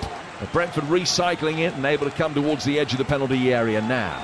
This is Sepp van den Berg. Add the balding Damsgaard over on the far touchline. Work forward from him to Coyote. Now into the feet of Janelt. Confirmation from the 4th official, Farai Halam, of 3 extra minutes as the ball is worked back inside the penalty area, but Cherky can clear, and now the counter-attack can be on for City. They'll get it forward quickly with Reinders. Down to the right-hand side for Macassar, wearing 63, the Manchester City teenager. Back from him to the goal scorer, Cherky. Larratt one into the top right-hand corner about a quarter of an hour ago to give Manchester City this deserved lead. Gonzalez, Cherky, the bearded Frenchman taking over again. Another exchange of passes in the midfield between him and Reinders. And now between him and Foden. There's no pressure coming on Cherky. They'll just wait for him to release the ball and then they will push up. They're happy for Reinders to try and make a run in. Coyote had just played everyone onside for a moment, but it wasn't a ball over the top. It was worked out towards that touchline instead. Brentford mop up, get it back for Valdemarson. His long clearance chested down by Kusanov very effectively in the midfield. Now Ryan Cherky out on the right-hand side will get a run of Rico Henry. Cuts it onto his left foot, then try to drag it back onto his right inside the box, but Collins can win it back for Brentford. Fire it out towards Jensen, who should be able to turn. And he's won a throw, which will be taken on the Brentford left. Half-time approaching, 1-0 to City. And it's been a comfortable 1-0, you would have to say. I don't think Brentford have taken full advantage of the lack of playing time for some of the Manchester City players. Been having to sit deep, and then since Foden's come on, he's going to make a difference, but they've looked a lot more fluid in attack. One game taking place in the Premiership tonight at Tannadice, where Celtic lead at Dundee United with a goal from Dyson Maeda, his 7th of the season. Celtic, who have lost 3 in a row for the first time in 5 years, putting new coach Nancy under all kinds of pressure, but they lead at Tannadice by a 1-0 against the Dundee United side, who are without a win in 7. They've only won 1 of their last 11. Keep you updated with that as the night progresses. Last knockings of the first half here. Brentford stealing a few yards with a quickly taken throw by Jensen, and it's well defended by Kusanov, who just stopped Rico Henry being able to make the run round him. The ball goes out of play for a goal kick. Trafford will be able to run a few seconds off the clock, and that will see us, I think, into the break at 1-0. And Pep Guardiola, I think, will be pretty pleased with what he's seen. I think he'll understand that maybe they got away with the Kusanov red card, but his team have been in control. The changes haven't really shifted the level of performance too much either. They are underway at St James Park over on TalkSport 2. Newcastle against Fulham, and it's half-time here in the Manchester rain, where Ryan Cherky has battled one into the top right-hand corner to give City a deserved lead. Although many Brentford fans, I think every Brentford fan will probably think that City should have been down to 10 men. Kusanov got a yellow card for a challenge on Kevin Schade. It did appear as though he denied him an obvious goal-scoring opportunity. No VAR tonight. Sam Barrett showed a yellow rather than a red. City still with 11. Have been dominant since then. The Brentford haven't really been able to create too many chances. Ryan Cherky with the one moment of real wizardry in the game so far. And City lead it at half-time by a 1-0. And here at St James Park, I'm Adrian Durham. It is 0-0 between Newcastle and Fulham. This one kicked off at 8:15. I must tell you, Lewis Miley is at right back tonight for Newcastle, up against Fulham's record signing Kevin, so that's one to watch. But goalless here at the moment. I've been keeping an eye on Manchester City 1, Brentford 0. Dean Ashton, let's talk about that absolute banger from Ryan Cherky. That is some goal, isn't it? Stunning strike, wasn't it? You know, just checked onto that right foot, and he really meant. Sometimes you could say a player just strikes through it, and you are just aiming for the goal with power. You could really see he looked up, he really sized up where he wanted to hit it, because Coyote was across that side anyway, and he just arced it and just skimming the top of Coyote's head into that top corner. He is a quality operator. What a superstar he is going to be, Ryan Cherky. There was a couple of flicks here and there early on, just playing at his own pace. Everything's moving slower for him than everybody else, but that was just a little bit of extra quality needed from him, that end product that he started to give to Manchester City, that just let the team relax. Yeah, absolutely. He even had time to do a double Haaland celebration, the robot and the meditation celebration after hitting a screamer like that. It's a superb goal. And listen, it's no secret anymore, but those who haven't had time or chance or opportunity to see Ryan Cherky play, if you do get the opportunity, he's one of those you will be pleased you paid money to see him, because this is a superstar in the making. And I tell you what he could do, second half of the season, having settled into Premier League life and shown us what he can do by Christmas, Dean Ashton, he could have a big say in the title race, couldn't he? He could. He absolutely could. I think obviously Kevin De Bruyne is one of those players that's so difficult to replace, but I think Cherky's already shown, with the assist that he's given, with the quality that he's starting to show, that he can maybe replace that in a slightly different way, in his own way, of course, with the Rabona assist that we've already seen for Foden's goal, which I absolutely loved. And he has got so much talent and awareness, but probably what sets him apart more than anything, that I think is underrated at times in certain players, is he is genuinely great with both feet. This isn't a player that's just all left-footed or all right-footed and very predictable at times. He is not. He is great with the left, great with the right foot, can strike with either, can play with either. I think he takes set plays with both as well, Ryan Cherky, so a super talent. Yeah, my theory on Rabonas is that it's only one-footed players who execute them, and he's absolutely blown that theory out of the water this season, I'm afraid. A word on Kusanov, who probably shouldn't be on the pitch. I think Brentford have every right to be upset by that one. I think so. Again, with looking at where Ake was, he was behind Sharda, so he's having to come round on the cover. He's not coming from the side. Kusanov takes the opportunity to step across thinking he can get it. Sharda's too quick. The ball isn't going that wide. I can understand what Jim's saying, and maybe that was in the thinking of Sam Barrett, the referee. It wasn't that wide. It was 6-yard line wide, which to a top-level striker isn't particularly hampering you too much. He's taking 3 or 4 more steps, and he's having a strike at goal with just the goalkeeper to beat. I think they're so fortunate that isn't a red card. Yeah, I thought reds. Do you think that the referee, and listen, we're trying to read his mind here, and maybe it's a little bit unfair, but let's ask the question. I think the referee thought, well, I'll show yellow, VAR might be able to overturn it, and then only realised after there's no VAR.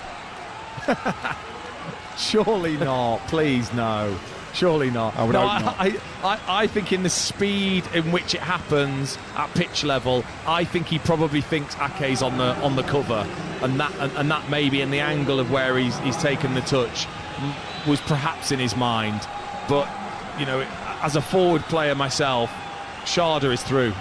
You're not catching him for a start, and he hasn't taken too big a touch. He is having a great opportunity to score 1v1 against Trafford, so they're so lucky. Yeah, Man City got lucky, and then they scored an absolute worldie. Man City leading at half-time live on TalkSport by a 1-0 against Brentford. Now we've had a couple of big goals in the Women's Champions League. Angelina Kelly. Yes, it's OH leaving 0, Arsenal 1, and it's their £1 million player Olivia Smith who struck the ball straight into the keeper inside the box, but she picked up the rebound and did not miss the second time as she fired it into the roof of the net. And it's Juventus 0, Manchester United 1. United had been relying on their goalkeeper Fallon Tullis-Joyce for the majority of this game. She's made some really key saves, but it was Jess Park. She puts them ahead as she fired the ball from inside the box straight into the top of the far corner. The goalkeeper did not stand a chance. And elsewhere, it is Wolfsburg 1, Chelsea 0, and it's an error from their goalkeeper Olivia Peng, who passed the ball straight out from a goal kick to a Wolfsburg player, and it came into the path of Alexandra Popp, who thumped a half volley into the back of the net. So at the moment, as things stand, all 3 English teams will be going into the playoff because Chelsea have dropped out of the top 4. Wow, more to come. Any goal anywhere could be crucial in this final round of games in the Women's Champions League group stage. Angelina will keep you in touch with that. Live on TalkSport, Man City lead Brentford by a 1-0. Second half coming up. Over on TalkSport 2 right now, here at St James Park, it is still Newcastle 0, Fulham 0. My classroom isn't just a classroom. It's a launch pad, a runway, a place where ideas fly on the back of paper planes. Sure, there are other ways to get students to speak up, but this is mine. All it takes is a bit of creativity and soon they're all joining in. It gives me a lot of joy to see one of my ideas working in the moment and the class learning something new together. That's when you know a lesson is really taking off. Every lesson shapes a life. Start shaping yours with a minimum starting salary of £32,900. Search Get Into Teaching. As 2026 approaches, imagine kicking off the new year with a life-changing amount of cash. Because on the 9th of January 2026, one listener will walk away with a massive £26,000 guaranteed. Yeah! Go to talksport.com/win now to find out how to enter, and you could win 26k for 2026. Incredible, thank you very much. Talksport.com/win. This is a TalkSport limited competition run on TalkSport Talk and Virgin Radio UK stations. See talksport.com for terms and conditions. One place, classic casino games and hundreds of the most exciting slots. And it's a good bet you'll love our new member welcome offer. Just join, wager at least £10 on slots within 7 days of signing up and get 100 free spins to get you started. Virgin Bet, a good bet.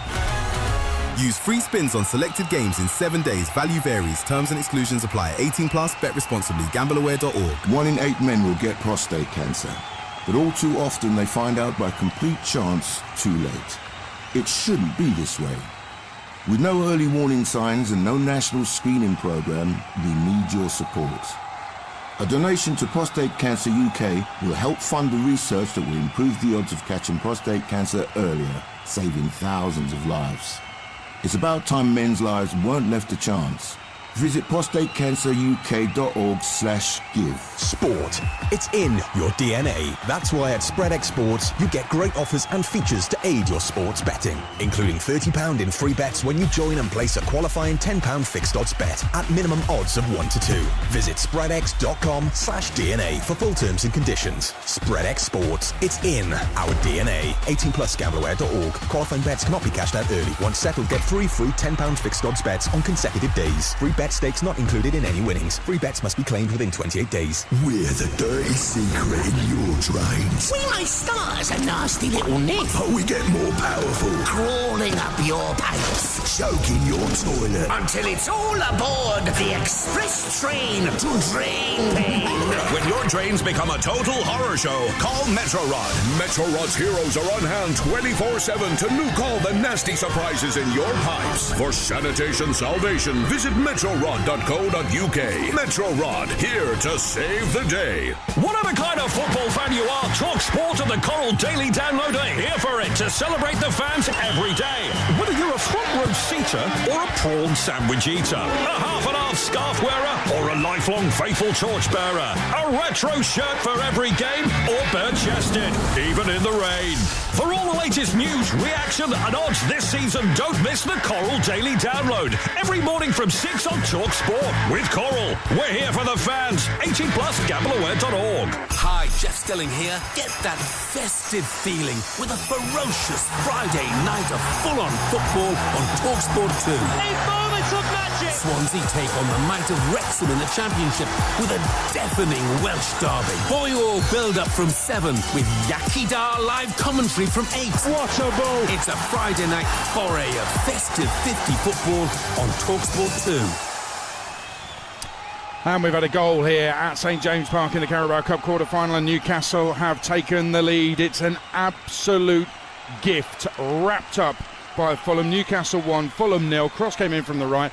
Benjamin Lecomte in goal for Fulham for cup ties has just parried it straight into the path of Johan Visser, who has tapped it in. First Newcastle start, first Newcastle goal. It is a total and utter gift. It's live on TalkSport 2. Newcastle 1, Fulham 0 is the score. Live on TalkSport, Man City lead Brentford by a goal to 0. Let's get the half-time odds with Ladbrokes.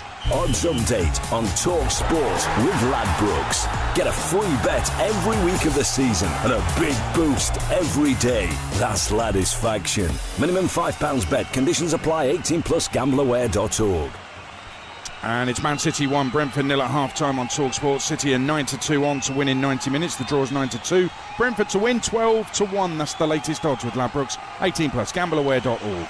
Odds update on TalkSport with Ladbrokes. Get a free bet every week of the season and a big boost every day. That's Ladisfaction. Minimum £5 bet. Conditions apply. 18 plus gambleaware.org.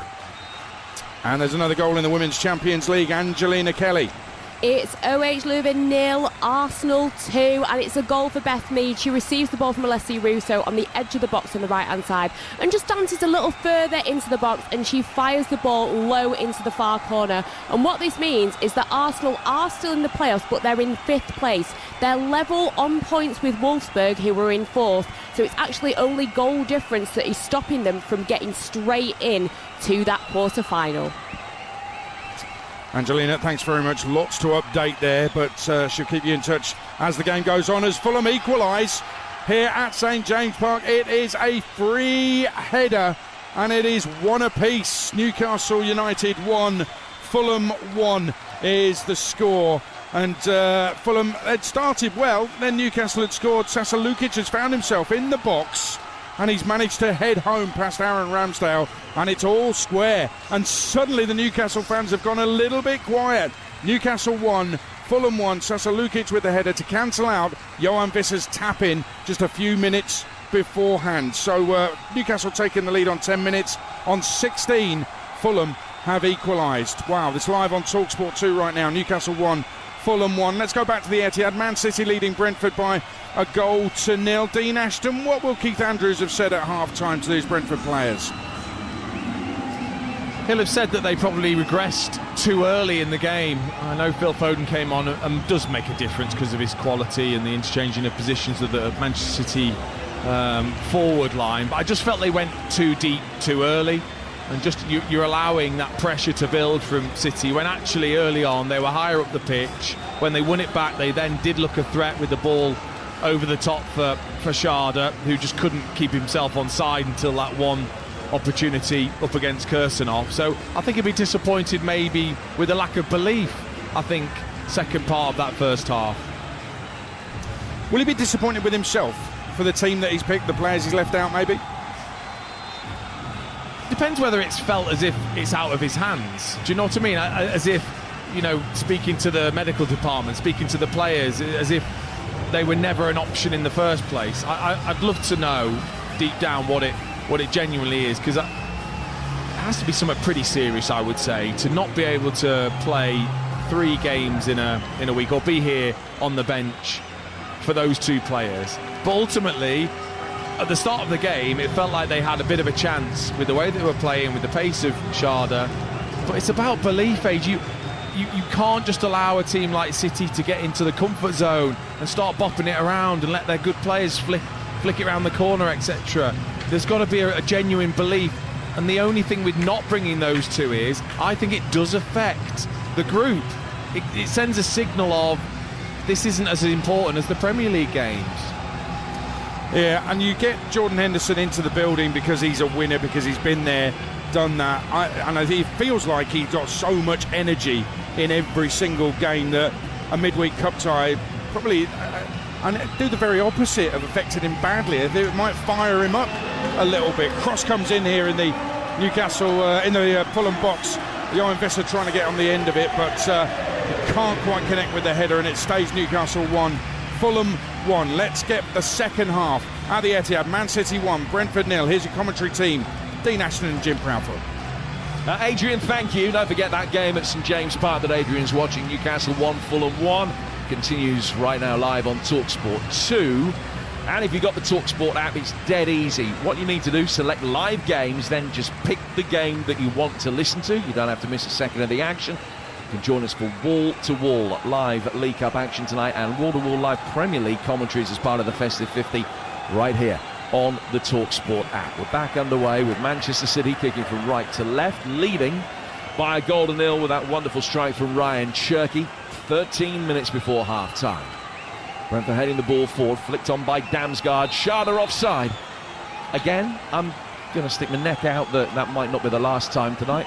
Ake preparing to take a quickly taken free kick for Manchester City. You line up with Trafford in goal, Lewis, Kusanov, Ake and O'Reilly, and then Nico and Reinders. Macassar on the right, Cherki and Savinho, with Phil Foden playing through the middle, often arriving late. He's just in a position near the edge of the D now as Manchester City will try and bring it forward. Flicked off towards Macassar, onto his left foot. Can he get a shot in? He can't, but he can find Foden. Oh, almost able to improvise a pass through towards Savinho. Brentford got it away. Foden picks it up again and goes back for O'Reilly. And now O'Reilly towards Ake, and Ake to Phil Foden again. On the Manchester City left. And he's played it in towards Ake, who drops his shoulder, turns away from Yarmolyuk, the Ukrainian international midfielder for Brentford. I'll give you the B side in a moment. City strangling the game out of Brentford at the early stages of this second half with the amount of possession that they're having. Brentford have hardly had a kick. They have it now with Schade, who can bring it forward. But he can't get past Reinders, who just stood firm and diverted the ball away from him. Now then Reinders has it again, and he can turn inside the centre circle. Saw Savinho to his left. He's gone the other way instead towards Macassar. Macassar in towards Savinho. Reinders continues his run. Savinho can't find him, but goes to ground. The referee says no foul and gives a goal kick to Brentford. It's 1-0 to Manchester City, and here's Dean Ashton. Yeah, they worked it well, didn't they? Macassar did really well with his first touch to be able to take it on the half turn, try and play Savinho in, who definitely gets a touch, and there's a little push from Aya just on the side of Savinho, but sadly it was like a puppeteer just pulled a string on his back, and the arch was just far too unreal. Brentford lining up with Valdimarsson in goal. Back five of Coyote, Ayer, Vandenberg, Collins and Henry. And then Yarmoliuk, Janelt and Jensen. And Damsgaard and Schade up front. And if you're just joining us, no Jordan Henderson, no Igor Thiago in the travelling squad for Brentford. So they can't bring their leading scorer on. The man has got 12 in 17 games this season. Not in the building. Brentford will get it forward here for Schade to chase. And Kusanov can head away. He's the only man to have picked up a yellow card so far tonight. Many thought it should have been a red. Savinho going forward again. This latest Manchester City attack is curtailed. And Henry has got the ball at his feet and turns it back for Nathan Collins. Now down the line for Damsgaard's run. Damsgaard controlling it, waiting for the third man run from Enrico Henry to his right. But Brentford just can't get anything to stick. Where City will be able to string 15, 20 passes together at ease. Brentford 4 or 5 passes in, running out of ideas and options, and possession very quickly reverts to the hosts.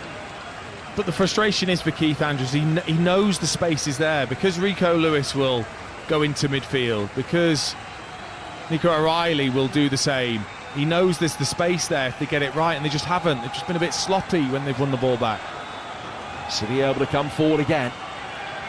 And Savinho unmarked at the far post if they can get it across to him. It's played back instead towards Foden. Now O'Reilly from distance, straight at Valdimarsson. First shot on target of the second half. Again, decent strike. O'Reilly right at the goalkeeper, easy save to make. But you can really tell that the top elite players in Cherki and Foden, because they are firing it into each other. When they see that space, it's not just lent to the teammate. It is fired in, just knowing they've got that ability to kill the ball, to flick it around the corner, the awareness. Those two are on a slightly different level at the moment for City. Ake in possession inside his own penalty area. City hoping to make it through to the semi-finals of this competition for the first time in 5 years. Not only have they not reached any of the last 4 League Cup finals, they haven't reached the semis in that run either, beaten by West Ham and Southampton, Newcastle and Spurs over the last 4 years. Just one quarter-final to show for it in that time. Well, but set fair at the moment for a place in the semi-finals, along with Chelsea. Newcastle 1, Fulham 1. About, 22, 23 minutes in something like that on Tyneside. Arsenal against Chelsea, the outstanding quarter-final, which takes place live on TalkSport next Tuesday night, the 23rd. City can bring it forward here. Cherki out towards the right-hand side of the penalty area. Reinders makes a run towards the edge of the 6-yard box. The cross was delivered low and hard, but far too close to Valdimarsson, who could make a comfortable save. But Brentford just need to be able to create something. It's all well and good hanging in there. They've got to try and give themselves a platform to build something to find this equaliser at the other end. Yeah, without giving the opportunity for City to make it 2. Cherki with a lot of space on the right there. You can see what he was trying to do outside of the left foot, curling it in towards Reinders' run. Very difficult when it's this wet to be able to curl the ball. Enrico Henry bringing it forward here for Brentford, who have only had 1 win on this ground, which was the last game before the 2022 World Cup. Well, they came here and won with a 98th minute winner from Ivan Toney. They also won at Main Road on Christmas Day 1937, and that has been it. And the only 2 wins that Brentford have ever had away to Manchester City in their history, although they have knocked them out of this cup before, best part of 40 years ago. Travelling Brentford supporters in good humour away to our right-hand side, but it'll be interesting to see what they've made of the team selection tonight. Brentford next in action in the league, away to Wolves this weekend. They've got some defending to do now. Savinho winning the ball back for Manchester City. He's just ragdolled to the ground there, and there's an angry reaction from some of the Manchester City players. Referee Sam Barrett comes across and stops the melee in its infancy. Nathan Collins gets up a little bit sheepishly and trots back to the edge of his own penalty area. It's nothing more than a free kick to City. No, but he's one of those players that I bet he would have loved playing 30 years ago, 40 years ago. Nathan Collins would have loved to have got stuck in. Can't quite do it, but sometimes he does get physical. Savinho was brilliant then, by the way. The ball sort of dropped in, and with the physicality of Collins, he just faced Collins and controlled it with his back to then swivel and try and get away, and then Collins grabs him to the floor. Yeah, you're talking about Nathan Collins. Back in the day, his dad was playing in that era, as was his uncle Eamon, a really silky midfielder that you might remember from the lower leagues. Opportunity for Brentford to bring the ball forward now. Trailing by a goal to nil. Ryan Cherky on 32 minutes. You with Talk Sport. Jim Proudfoot and Dean Ashton talking through the action at the Etihad tonight as Brentford bring it forward. Opportunity for a shot, and it's well saved by Trafford. Diving away to his right, Christopher Ayer struck it beautifully. Not quite into the top left-hand corner, but Trafford diving away to his right, got two strong hands behind it and beats it away. That's Brentford's best moment for the best part of 40 minutes. Yeah, really well struck, isn't it, from the big centre-back, right across to that far corner. He's definitely going inside the left-hand post. Trafford was already across, actually, and patted it away. Yeah, a man who played and won quite a few cup finals in his Celtic days, north of the border. In comes the long throw from COYI, which ended up just being a throw. He didn't get the distance he wanted, but now he can dance through the penalty area. Fires it in towards the near post. Trafford got on the end of that. Sharda, arms up in the air, was furious that it wasn't laid square across the edge of the 6-yard box. Just for a moment, it looks as though the counter-attack was on for Savinho. He then wins it back, having shown a little bit more of it than he wanted to Sharda. Brentford still haven't got their shake back behind the ball as he goes out towards Cherky, towards the edge of the penalty area. In behind Foden. And Brentford are going to be able to bring it away. And the move broke down as quickly as it started there. It did look as though Manchester City were going to be able to bring it forward. I think if they were to score the next goal, it is all over. It would be almost unfeasible to make a case for Brentford being able to get themselves back from 2-0 down in this. Foden getting it forward. Yama looking really strongly and well to get it away from Cherky. But Savinho's got it. Down towards O'Reilly. O'Reilly again. Foden. Ayer having a little nibble at him. And Foden playing the pass. Brentford have won it back though with Ayer and then Janelt and now Collins. The heart of his own half. Laying it back for Ayer. Sepp Vandenberg will just pass it out competently out to the Brentford left-hand side for Matthias Jensen. And Brentford will try and bring it forward again. We're 10 minutes into the second half here, and it's still 1-0 to Manchester City. I think a player going under the radar, but starting to really improve and help Manchester City on this decent run is Nico Gonzalez. I've seen 5 or 6 times Brentford winning the ball back, trying to play in, and he's stepped in brilliantly. Just sitting in front of that defence. I'm sure he's learning a lot off Rodri. Even if he's not playing, I'm sure he's trying to pick his brains and make that position his own while Rodri is out. Now good ball, Damsgaard, Sharda, Kusanov across the cover, and that's brilliant defending because he's now got absolutely no room for error. And Sharda is probably a little bit quicker than him, but he used his upper body strength and just nicked in front of Sharda and was able to deny him a run towards the edge of the penalty area. But if he mistimed that, it would definitely have been a second yellow card or a red. Good defending from Kusanov. Yeah, early assessment of the situation, wasn't it, from Kusanov?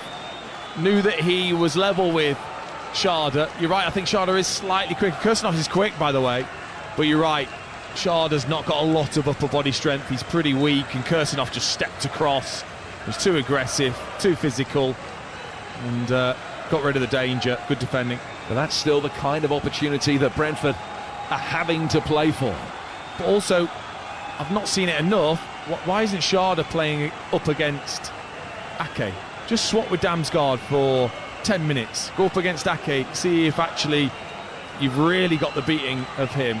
Every time he's tried to run in behind, it's with Kusanov. Yeah, because you would imagine pace-wise, that is the matchup that would be more effective for Brentford. They'll try and get the ball forward here, and Kusanov has gone across into the right-back position to cover. He's conceded a throw that's been taken quickly. Henry's got in on the edge of the penalty area. Lays it back for Kevin Sharda. Yarmouk cleverly letting it run. Coyote gets to the right-hand side of the penalty area and checks back. Yarmouk can't deliver, but he can play back for Ayer, who can. He's fired it in towards Schade, who attacked it. And Kusanov has dealt with that as well, heads it away.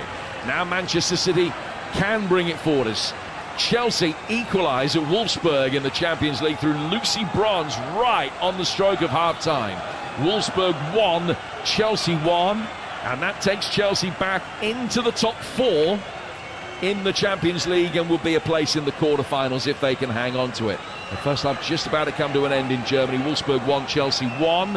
Arsenal 2 up away at Leuven. It is half-time in Turin, where Manchester United lead at Juventus by a goal to nil. And although, as things stand, the teams are 4th, 5th and 6th, it will be only Chelsea that will make it through to the quarter-finals. Arsenal and Manchester United will have to go into a playoff round, but we will keep you updated and confirm those half-time scores for you very shortly. Nathan Ake plays the ball forward. It's taken a touch off. Damsgaard goes out for a throw that will be taken on the Manchester City left-hand side by Nico O'Reilly. City have won 8 of their last 9 League Cup quarter-finals. They lost the last one. They were in at Southampton 3 years ago. But they've won the preceding 8 before that. Previous League Cup quarter-final defeat that they suffered was at home to Spurs 18 years ago. Here's Kusanov. Side puts it out of play. It's a throw which Brentford looked to take quickly. Keith Andrews acted as the ball boy and immediately handed it to Yarmouk for a quick throw. But City very quickly got their shape back. Brentford will have a more measured approach down the left-hand side as they bring this forward. Out towards Rico Henry. 59 gone. Still Manchester City leading by a goal to nil.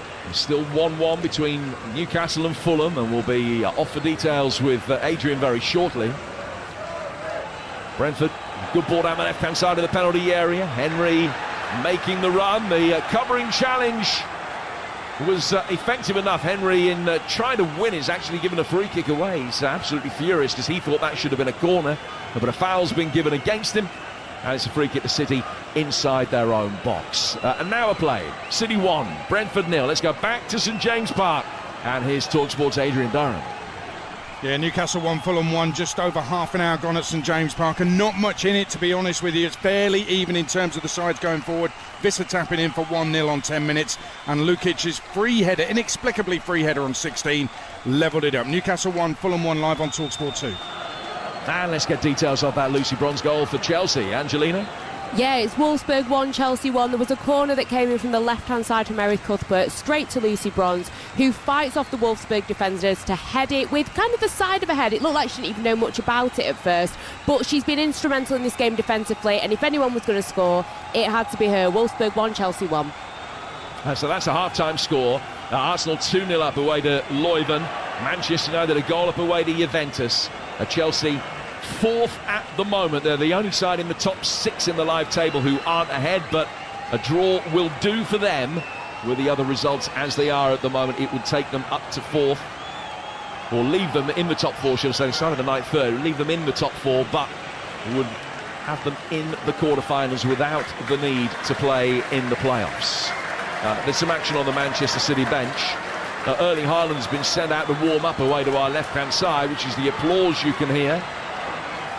And a few more of his counterparts potentially getting ready for some minutes on the field with an hour gone. Brentford are in possession. Schade as they look for an equaliser. He's just been given a little shove to the ground there by Foden. And Brentford with a free kick 25 yards outside the penalty area in a central position will have the opportunity to load the box again. Well, and when it's still 1-0 to City, Brentford have, like I said, it's got to be about belief for them. You can take an opportunity, a set play, a counter-attack.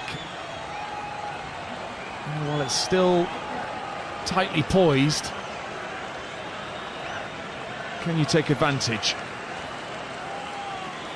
So Bernardo Silva is stripped and ready for action. He's just putting an orange bib on to cover his number 20 shirt.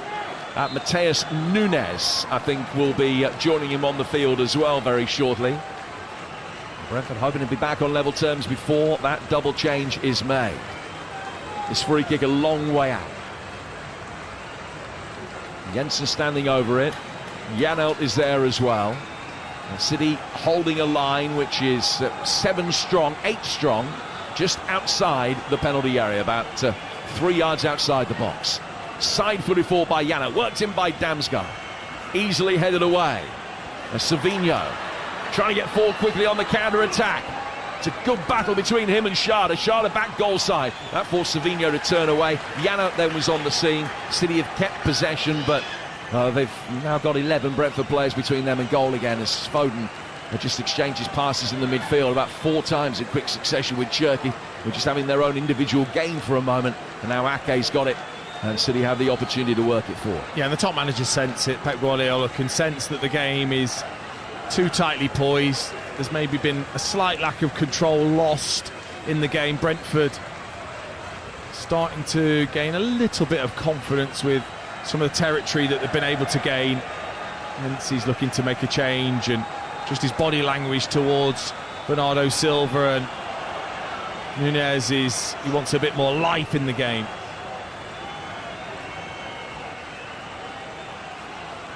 Valdimarsson with the ball at his feet inside his penalty area away to our left.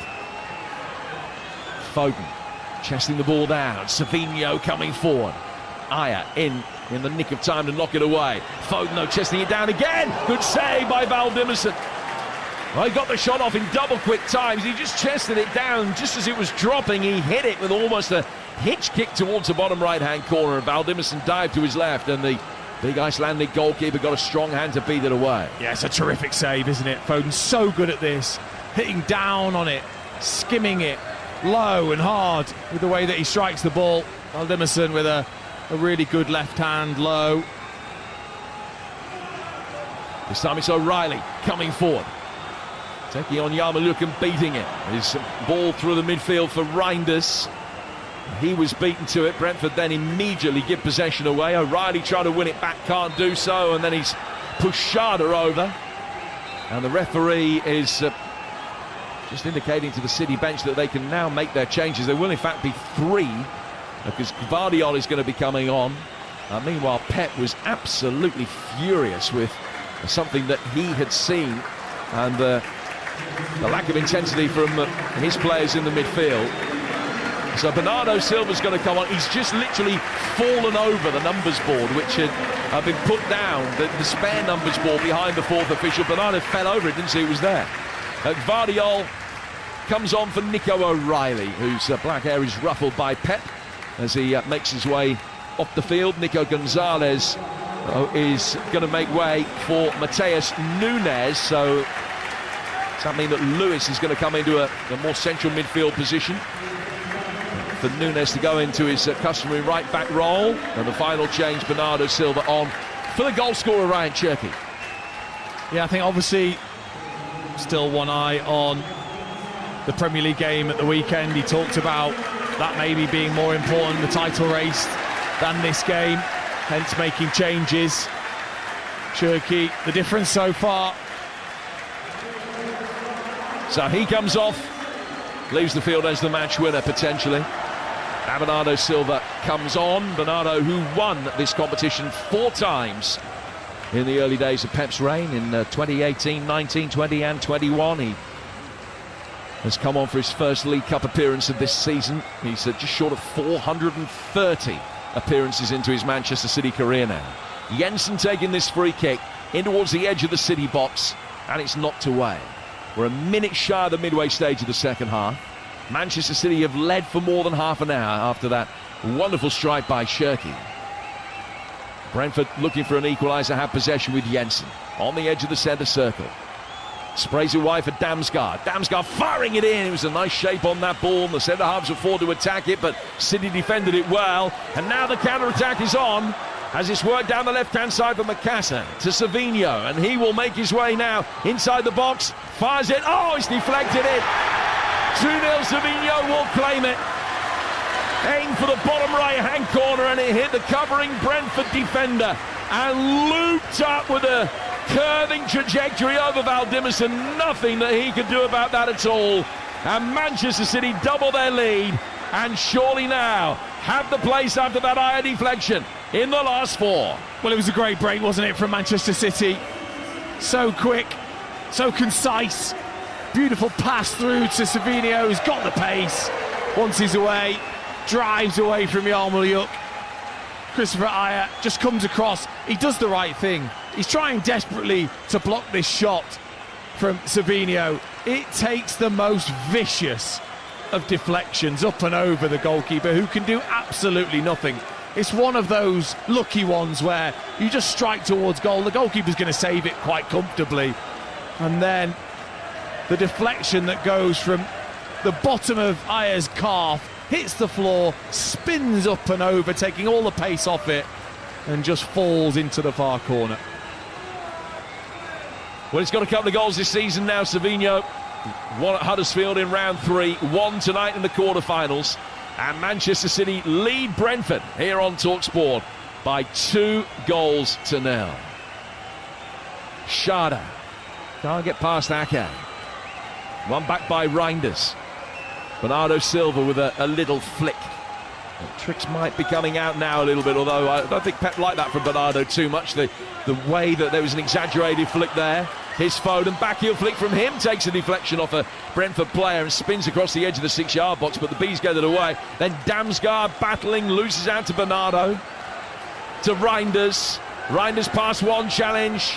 And then on the turn, a second, there was a little nutmeg of Yarmoliuk. Still he's got it. How's he retained possession there? Savinho. A shot from the right-hand side of the penalty area from Macassar Sales past the top left-hand corner. City in the mood now, 2 up. And it's almost inconceivable that you can make a case for Brentford from here.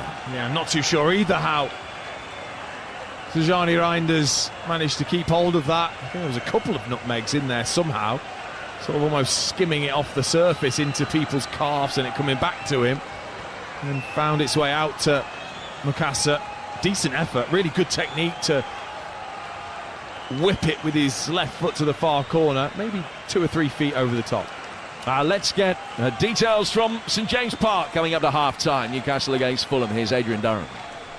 It's still Newcastle 1, Fulham 1, but Newcastle have been pressing. Bit of pinball in the Fulham box, but Visser couldn't finish and Fulham cleared. And a Lewis Miley header was kept out as well. Corner as we speak for Newcastle goes all the way across the box, and it stays Newcastle 1, Fulham 1. Cheers, Abe.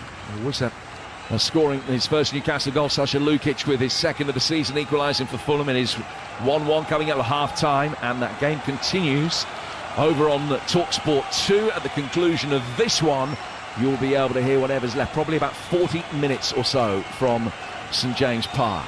Brentford are going to be making a double change with Hickey coming on in a moment, and Keane Lewis Potter will also be introduced. Bernardo Silva has possession for Manchester City. He's 15 yards outside the Brentford box. Back from him to Nunez. And now it'll break Lewis's way. Diverted down towards Bernardo Silva, to Reinders, to Bernardo. Vardiol. And Brentford at the moment struggling to really get a kick. Reinders again. It's midway inside the Brentford half. Vardiol going back inside his own half for Ake. Ake down to the City left for Bernardo. Bernardo working it deeper. Ake letting the ball run between his legs away from Schade so he can lay it back for Trafford.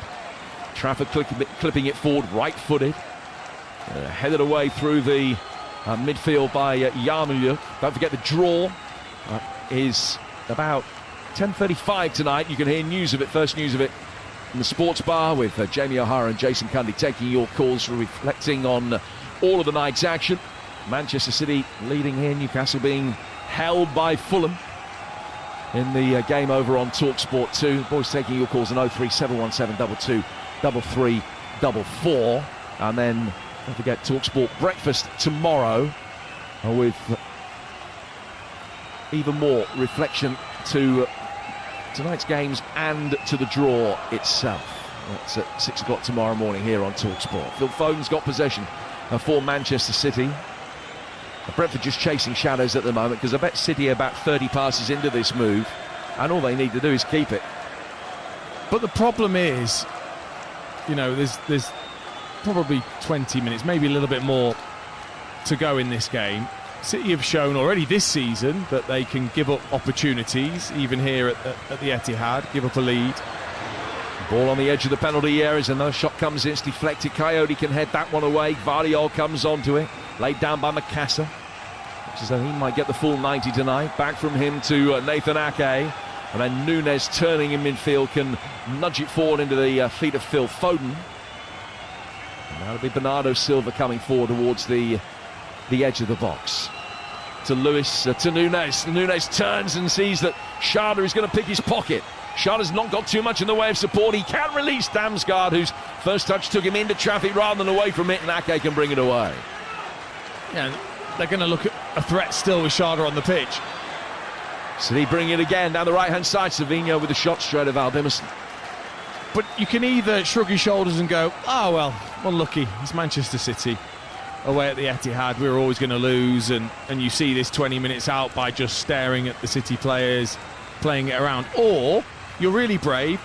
The supporters, certainly over to the right-hand side, they will not care if it's 3 or 4-0. What they would care about is, have we still had a go with 20 minutes left? I know he's making some substitutions, but can we have a go at least getting maybe one back and seeing just where that might take you? There'd be nothing worse than just watching City play out if you're a Brentford supporter without having a go in a cup competition. That's what would hurt. Well, in the league at the moment, Brentford are 15th, which doesn't sound great, but I think the perspective is that they're only 6 points off 5th, and they're 7 clear of the bottom 3. So in terms of the actual geography of the table, it's not great, but in terms of the points, they are closer to the top 5 than they are to the bottom 3. But maybe that's in Keith Andrews' mind ahead of the match at Wolves that they've got at the weekend, his old club. Brentford will be able to bring the ball out of the penalty area away to our left-hand side. It's 2-0 to Manchester City. The Bees turning. Off to Ali Pali in a moment. Damsgaard tries to whack a long ball forward down towards Rico Henry, but that was cut out.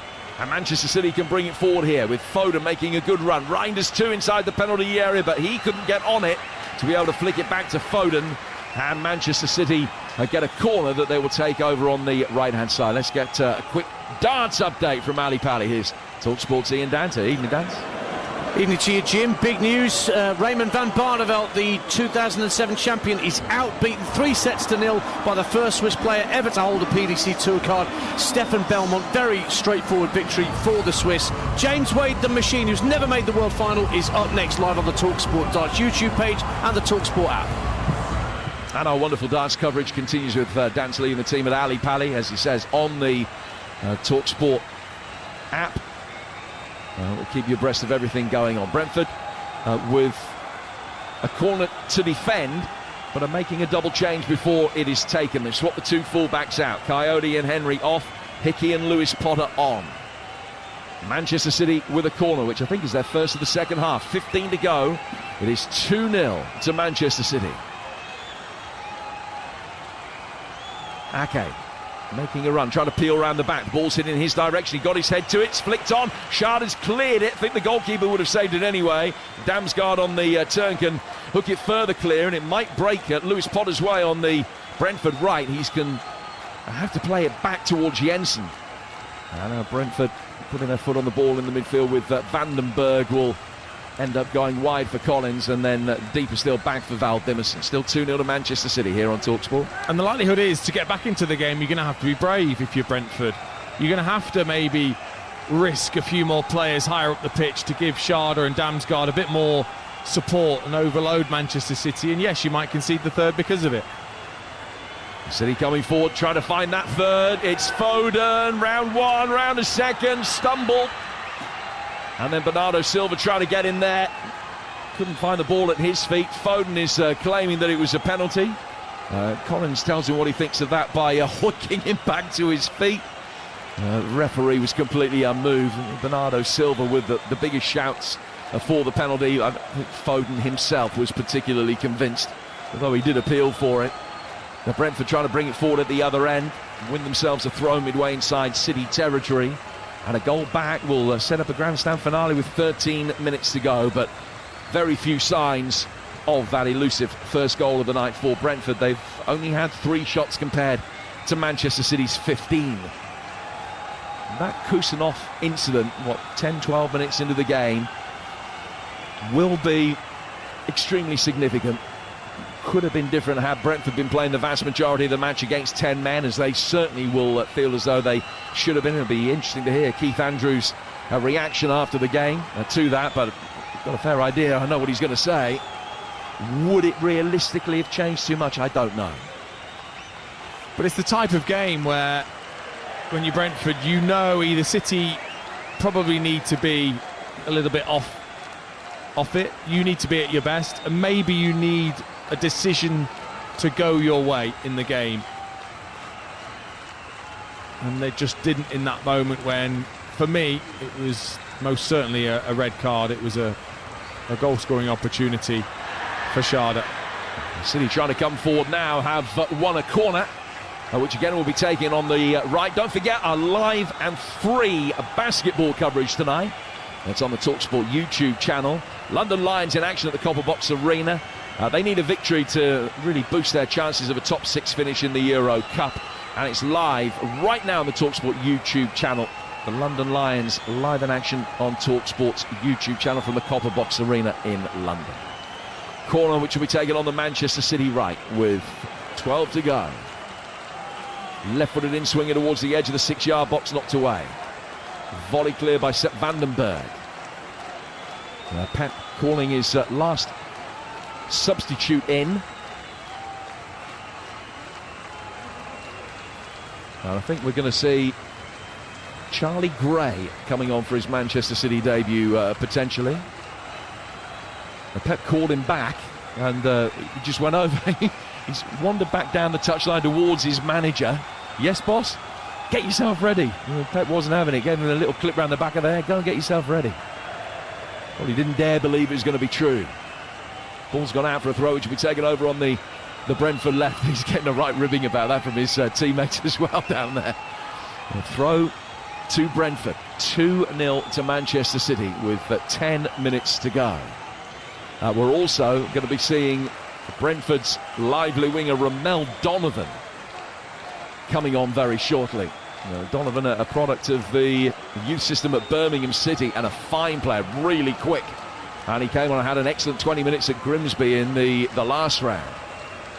Long throw to be taken over on that Brentford left then, in towards the near post. Looking for a flick on that didn't come from Ayer. City should be able to bring it away. They've actually given it away. Jensen has it back. Jensen through the penalty area. Damsgaard trying to trick his way through. Just had too many bodies to deal with. Laid back instead. Cross comes in, flicked on, but the flag is up against Nathan Collins, and it's a Manchester City free kick. So we'll see those changes. First of all, Ramel Donovan coming on. He made his debut for the last 25 minutes at Grimsby in the 4th round. He's had a loan spell at Burton in his career as well, and he's going to be coming on to replace Jensen. And the Manchester City change will see a debut for Charlie Gray. He's 19, product of the academy. He's played a few games in the EFL Trophy for the under-21s, but this is going to be his senior debut, and he's coming on for Phil Foden. I would imagine it's the first time that Phil, certainly for a while, has come off the bench and then been taken off again, but it's just to rest his legs. Job done, really. So a central midfielder coming on to replace him. Foden off, and a debut for 19-year-old Charlie Gray. What a moment for the young man to come on and to replace someone like Phil Foden.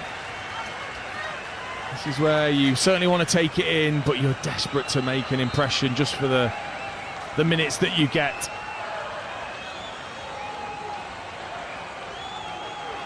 So Donovan has come on for Brentford and is playing on the right-hand side, almost in support of Sharda. They haven't changed the shape. So he's not playing in his orthodox winger's role, really. But Damsgaard has dropped in that little bit deeper now that Jensen has come off. Donovan loves to hug the right-hand touchline, but he is a winger that can go either way. I saw him play for Brentford's second string in a match at Doncaster against Sheffield United at the back end of last season, which was I think it was a playoff between the Northern and Southern winners of the Under-21 League, and he was absolutely sensational. He really is a winger who's got pace and he's got a trick and he's genuinely two-footed. Really good player and one to watch for the future. Might not get too many kicks tonight though. City bringing it forward. 8 to go. Man City leading here by 2-0 with Cherki on 32 and then Savinho on 67 with a shot that Dimmerson would have saved had it not deflected off the underside of Aya's leg and looped up off the ground over the goalkeeper and in. He was absolutely powerless. And City 7 minutes away from their first semi-final in this competition for 5 years to deny Brentford only their second ever major cup semi-final. Vardiol bringing it forward here for City. Now to Bernardo Silva. Down towards Macassa, who will get the full 90. Back from him to Nunes. Nunes in the more central area. Gray. Nunes again. Lewis. Silva. Ake. Ake taking in touch, taking it away from Schade, giving Gray the instruction to turn. And he can do that, and he can play a good ball forward for Macassa. Macassa checking, lays it back just past Gray, and Donovan is in there, winning the battle of the two young substitutes and just getting a slight little clip into the ribcage from Bernardo Silva on his way past. It's a Brentford throw, but it's mission impossible for them. 2 down with 7 to go. But they've got to keep trying. I guess coming on as a substitute for Manchester City, one thing you can guarantee is you'll get a touch of the ball. And Gray's already had 3 or 4 touches since coming on, and City have shown they're the best at controlling a game situation when they're ahead. So 6 to go here. Let me remind you of the score: Manchester City 2, Brentford 0 here on TalkSport. The conclusion of this game will be back at St James Park for the rest of Newcastle against Fulham, which is currently 1-1 at half-time. The ball is played for by City, looking for a third. It's a good run by Reinders, who easily beat the offside trap, but found that he had Aya goal side of him, Van den Berg goal side of him very quickly. City maintaining it with Nunes. After that Newcastle game, it'll be the Sports Bar at 10:15 with Jamie O'Hara and Jason Cundy opening up the Sports Bar and giving you your chance to have your say on 03717 223344. That will include first news of the semi-final draw. The semi-final still 2 legs, and the games will be played in, well, the first legs anyway, in mid-January. I think the 13th and 14th of January. News of that draw from about 10:35, 10:40 tonight with the boys. Also then tomorrow, Alan Brazil and Gabby back with TalkSport Breakfast from 6, with all the reaction to tonight's EFL Cup quarter-finals and build up to this weekend's Premier League football. And you can watch the show on your smart TV or the TalkSport YouTube channel, so there's no excuse to miss breakfast tomorrow morning from 6. And then the festive 50 continuing tomorrow night with Palace in European action on TalkSport 2 at 8. The ball on the right-hand side of the Manchester City penalty area. They're trying to work it inside the Brentford box, but can't quite do so. Schade is back there to try and turn it away. Donovan making a run from inside his own half. He's gone too early. He's got to check. Schade's still got it. Schade then nudges it into space himself to try and take on Nathan Ake, and he's been caught. And it's a free kick to Brentford, and a yellow card is shown for Mateus Nunes. He is quick, Schade. When he gets himself away, he's very, very difficult to stop. Nunes tried 3 times and eventually got his man. Yeah, he's quick. He's a smooth operator, Schade. No doubt about that. Equaliser at Tannadice for Dundee United. Dundee United 1, Celtic 1. Korestes with the equalising goal there for Dundee United, who haven't won any of their last 7 at Celtic. Pegged back as they try and avoid a 4th defeat in a row. 6 points off the top 2 with a game in hand at the start of the night. No, sorry, 6 points off the top with 2 games in hand. Not 6 points off the top 2 with a game in hand. 6 points off top with 2 games in hand. But being held at the moment, 1-1. Free kick to be taken on the Brentford left from Damsgaard, and he's chipped in into the crowd. It's just those little moments. It's never really felt like they've had the belief or the quality. Really poor from Damsgaard. He's a very good technical player, but not shown his best this evening. The Brentford will make another double change, and they're bringing on 2 players who haven't seen any first-team action so far this season. Yamalu Kışada off, and they're replaced by Yunus Emre, the under-21 international from Turkey, who cost £4 million from Sivasspor. He made a handful of appearances off the bench last season in the Premier Leagues. Never started for the club. He's had his injury problems, but he's on. So too Gustavo Nunes, the £10 million acquisition from Grêmio, the Brazilian winger who last saw the light of day back in May. He's had problems with a knee injury in between times. But they're both on with, 3 minutes of normal time to go. All over by the shouting. It's felt that way for quite a while, truth be told. Manchester City 2, Brentford 0. Bees in possession, but back inside their own penalty area with Valdimarsson. Valdimarsson playing it forward out from the back for Yunus Emre. And then work down towards the retreating Damsgaard. Out on the left-hand side. He's lost possession. City can bring it forward with Bernardo Silva. Making his way to the edge of the Brentford penalty area. He's pulled it back for Dusko Gvardiol. Nunes able to turn. Bandage around his lower left arm. Played forward in towards the feet of Rico Lewis. Turning smartly, but Van der Berg's able to get that away and trying to release Donovan down the Brentford left-hand side. He's kept possession. He's had to play it really quickly back for Keane Lewis Potter. Damsgaard helped on round the corner again. The Brentford players have got to hold the line. Gustavo Nunes was able to do that, and in doing so, Ake timed his defensive run more effectively and could get back goal side and find his goalkeeper with a back pass. I would imagine Pep Guardiola would be just so pleased with the way the game has gone so far up to this point.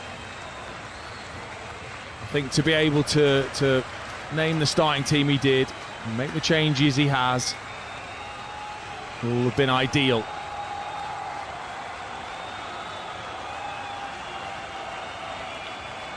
.30 seconds of normal time to go. I don't think there will be a huge amount of stoppage time to be added on. Brentford in possession. 25 yards outside the Manchester City penalty area. City looking for another clean sheet.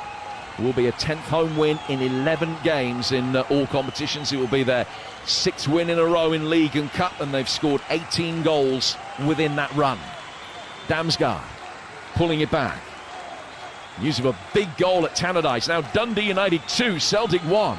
Zach Sapsford for Dundee United. They've scored twice in 3 minutes. And is it going to be a 4th defeat in a row for Celtic? If it is that an insurmountable hurdle for Wilfried Nancy in the long-term future in the Celtic hot seat? Would he be able to survive 4 defeats in a row? 2-1 to Dundee United at Tannadice. Brentford pushing forward, trying to get this one back to 2-1 to have one last crack at it in stoppage time. Only 2.5 minutes of stoppage time left to be played. They've got a throw. They've taken it quickly. Ball played in. Well headed away by Ake on the edge of the 6-yard box. And then City can work it out towards the right-hand side where Savinho will just be able to nudge it forward and win a throw. Never really looked like getting that goal, have they, Brentford? I wouldn't say there's been a huge amount of desire and energy and intensity to either. More in hope than genuine belief. And that's how it's felt for most of the evening. Ake. Ball played forward, just took a deflection. Hickey's got it, but Gvardiol's making life difficult for him. Yunus Emre. Good run forward from Gustavo Nunes, and had Janelt not got in the way of the pass intended for his teammate, could have been dangerous. Donovan has been able to slip the Brazilian in, but his ball through just squirmed away from Trafford for a moment. There was no Brentford player there able to follow up, and he had the time to gather at the second attempt, and now he'll be able to get it away. But Manchester City 2-0 up here, and they'll fancy their chances. The draw coming up at 10:35. You'll hear first news of it on the Sports Bar. Chelsea already in it. Newcastle or Fulham joining them tonight. Arsenal or Palace joining them next Tuesday, and we'll find out together who that's going to be next Tuesday night here on TalkSport, kicking off at 7:30. Time for one last Manchester City attack with a minute to go. Have the ball in the heart of the midfield. Silva. Vardiol. Back for Silva again. Clipping it left-footed down towards Macassa. Macassa is probably about 6'2", 6'3", tall, long-legged, very lean. Lays the ball back towards Bernardo Silva. Silva clipping it through the midfield. Ake's got it now. A chip forward by him. Chested down and easily knocked away by Aya off Macassa, and out of play for a Brentford throw. They do have to sort their away form out. I know this is Manchester City away and they've made 6 changes, but it will be a concern for Keith Andrews. 9 away games this season against Premier League opposition. 10, I beg your pardon. They've only won 2. 1 at Bournemouth in the League Cup, 1 at West Ham in the league. Lost the rest. That is an area for improvement, because it's been putting the pressure on their form at the G-Tech. Made a lot of changes tonight. Needed a little bit of luck in running. Didn't get it when Kusanov wasn't sent off early in the game for a challenge that we felt was a red card offence on Kevin Schade. He was only shown a yellow. Manchester City didn't look back. Ryan Cherki blasted one into the top right-hand corner just past the half-hour mark. And then midway through the second half, Savinho's effort deflected off Christopher Aya and looped up over Valdimarsson. Manchester City comfortable throughout, much the better team. They've won by 2-0, and they're in their first League Cup semi-final, Adrian, for 5 years. It was relieved. Very much Manchester City make it through. Dean Ashton, did Brentford make that too easy for Manchester City? I think it felt that way, considering the changes for Manchester City and maybe the lack of game time for some of those. The back line that they had, it just never really felt like, I wouldn't say it's a gamble, it's just the bravery, isn't it? It's the belief and the bravery to go, actually, we're going to throw, men forward. We're going to give it a real go. We're going to give the forward line a bit of support in certain moments. Never felt like they actually did that, and they did make it really comfortable for City in the end. And I just think they lacked genuine belief that they were ever going to win the game. It's almost as if as soon as the draw has come out, they've accepted they're not going to go through. Yeah, I mean, if you listen, the stats tell a story. They've had a couple of efforts from outside the box, 1 shot from inside the box. And that shows there's a lack of intent. And I can understand sometimes why maybe fans might feel, away at Man City we've got no chance. I do get that feeling that fans might have, but players and managers, I think, have to feel a different way. They have to back themselves. And you're never going to get anywhere unless you try and pick your best players for the game. So I can't really understand the game plan from Keith Andrews. It's almost like he was maybe even at best hoping for penalties. Possibly, yeah, possibly. Again, if Manchester City had their best 11 out, absolutely you would expect it's a massive task, and everything would have to go your way to win the game. But when there's that many changes, that gives you hope.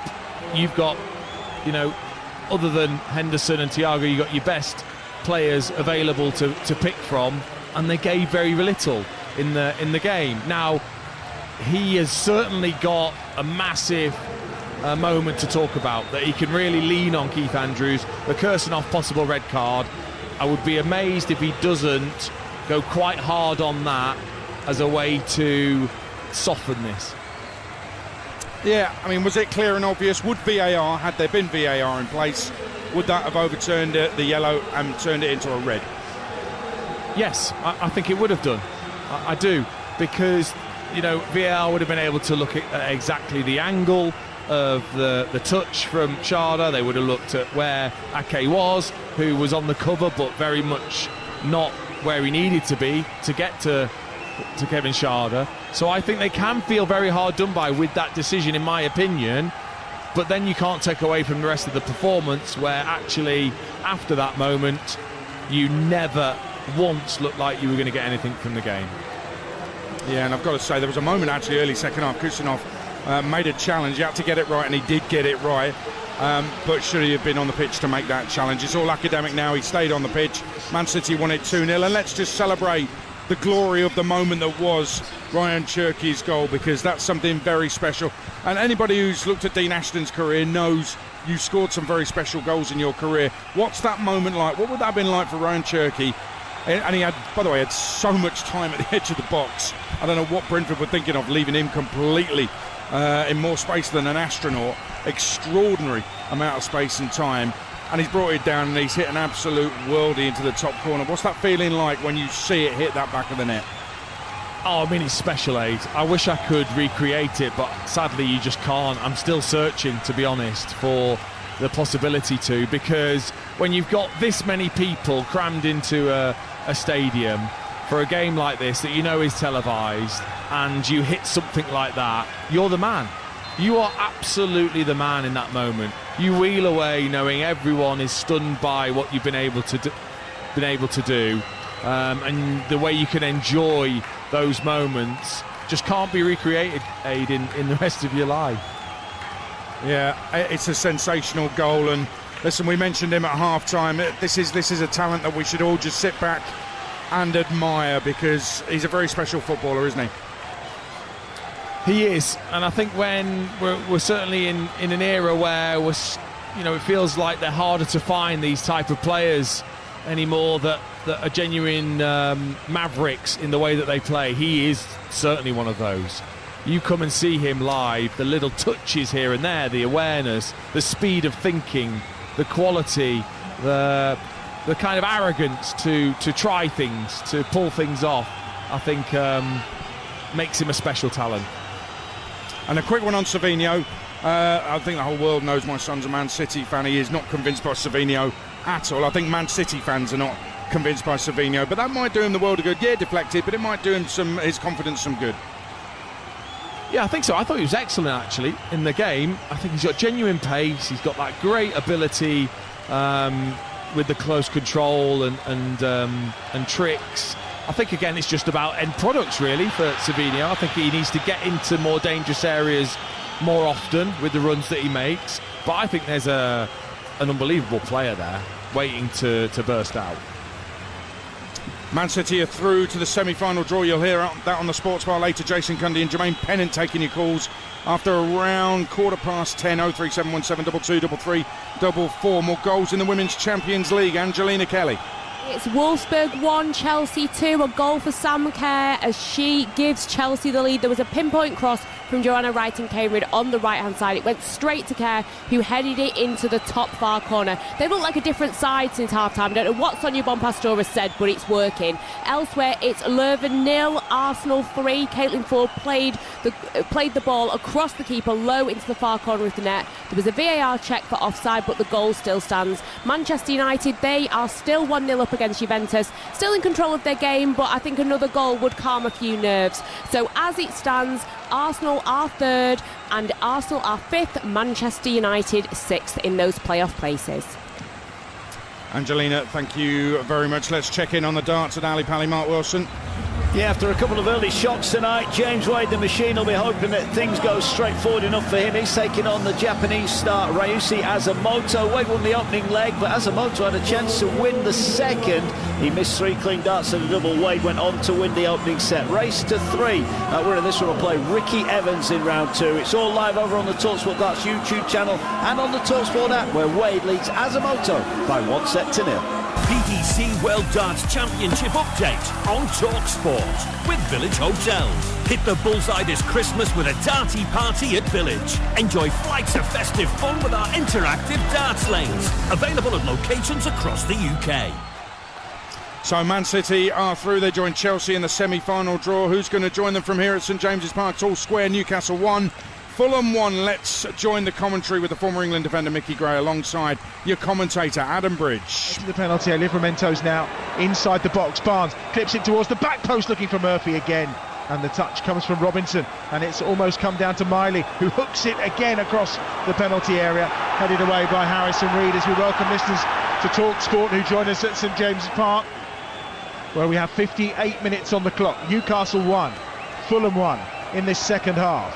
And it's Newcastle on the attack right now, away to our right-hand side, attacking the Gallagate end in those usual black and white striped shirts, black shorts and black socks, but it's picked out by Robinson at the edge of the penalty area. Fulham all in green, and now they've got more defending to do here, because it's Murphy on this near side who's put some lovely balls in from the right-hand side so far for Newcastle. On to Livramento. Barnes inside the box, goes outside to the byline, drills it across, and it's turned behind by Lecomte. for Newcastle United corner. Mickey Gray. Best move in the second half coming from Newcastle. They're patient in the build-up play. When it comes to Harvey Barnes, puts a very good ball into the area, skids it across that 6-yard area, and Lecomte has to be there just to parry it away from his goal. And more pressure coming from the home side now, trying to get themselves in front in this tie. Barnes, one of these starting 11 in that final. Last season, of course, at Wembley against Liverpool. Corner on that far side then for Newcastle United. Right-footed. Miley swings it in and he came for it. Lecomte couldn't get there. There was bodies all around him and it's headed away from the edge of the 6-yard area that time by Cuenca. And now on this near side, Kevin will find Raul Jimenez and Wilson's away down the middle. Smith Rowe's there as well if he can find him. Brilliant run by Wilson. Smith Rowe, far edge of the penalty area. Wilson tries to lay the ball across with his left foot towards him. Too much on it. And Smith Rowe is just forced out towards the corner flag. Comes back to the half-time substitute Harrison Reed. Now short to Sander Berge. Across to Robinson. Robinson from about 30 yards out. He's been excellent down this left-hand side into the feet of Harry Wilson. Not the best of touches. And Brunei Guimaraes was across to cover it. But they've won it back again here. And now there's a potential head injury here. And the referee is going to stop play because Willock is holding his head.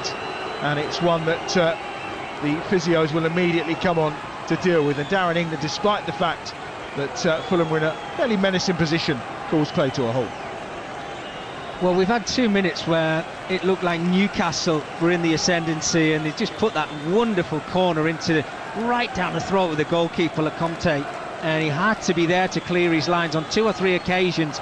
Fulham defenders just getting themselves in the way, but moments after that, because Newcastle have committed so many players forward, it was Harry Wilson, wasn't it? His first just didn't quite get it out of his feet. You could see a couple of runs in front of him, but he couldn't get it in beyond Newcastle's backline. But the game in his second half now starting to open up a little bit. 2 sides really going for the win. Well, in the old days they used to have that excuse, didn't they? If someone had a black eye, it was that they'd walked into a door. Well, I think there Willock definitely walked into the fist of Anthony Robinson. There was no intent. It was just a moment where the right hand of Robinson has very much caused Willock.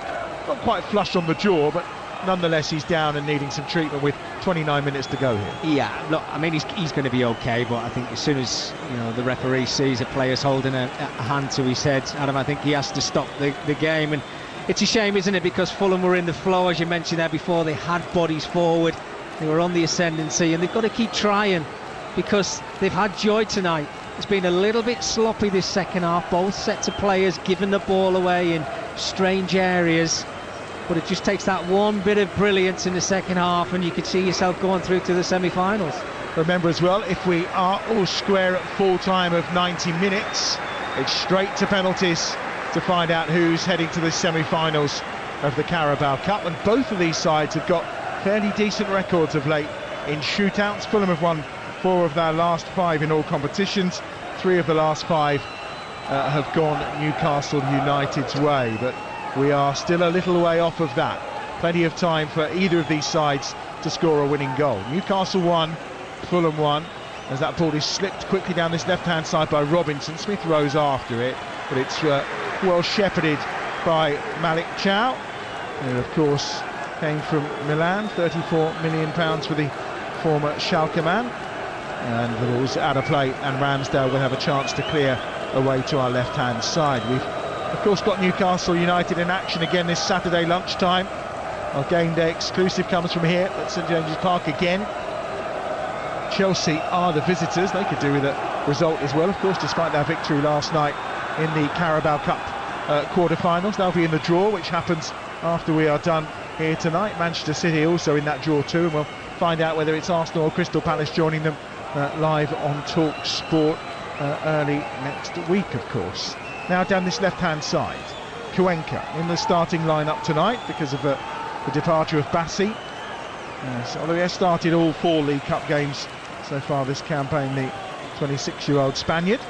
But Bassi away with AFCON, of course, one of 3 players missing for Fulham tonight who have gone away with Nigeria. And some big figures in their side, but at the moment they're still doing enough to hold Newcastle United, the holders of the Carabao Cup here at St James's Park. How to play for a throw on this near side for Newcastle. We're coming up to that point, Adam. Nearly 63 minutes on the clock, and Johan Visser, who we touched on at the beginning of this game, how long has he got left in his legs? He's still running around, but does he need to make a couple of changes, Eddie Howe?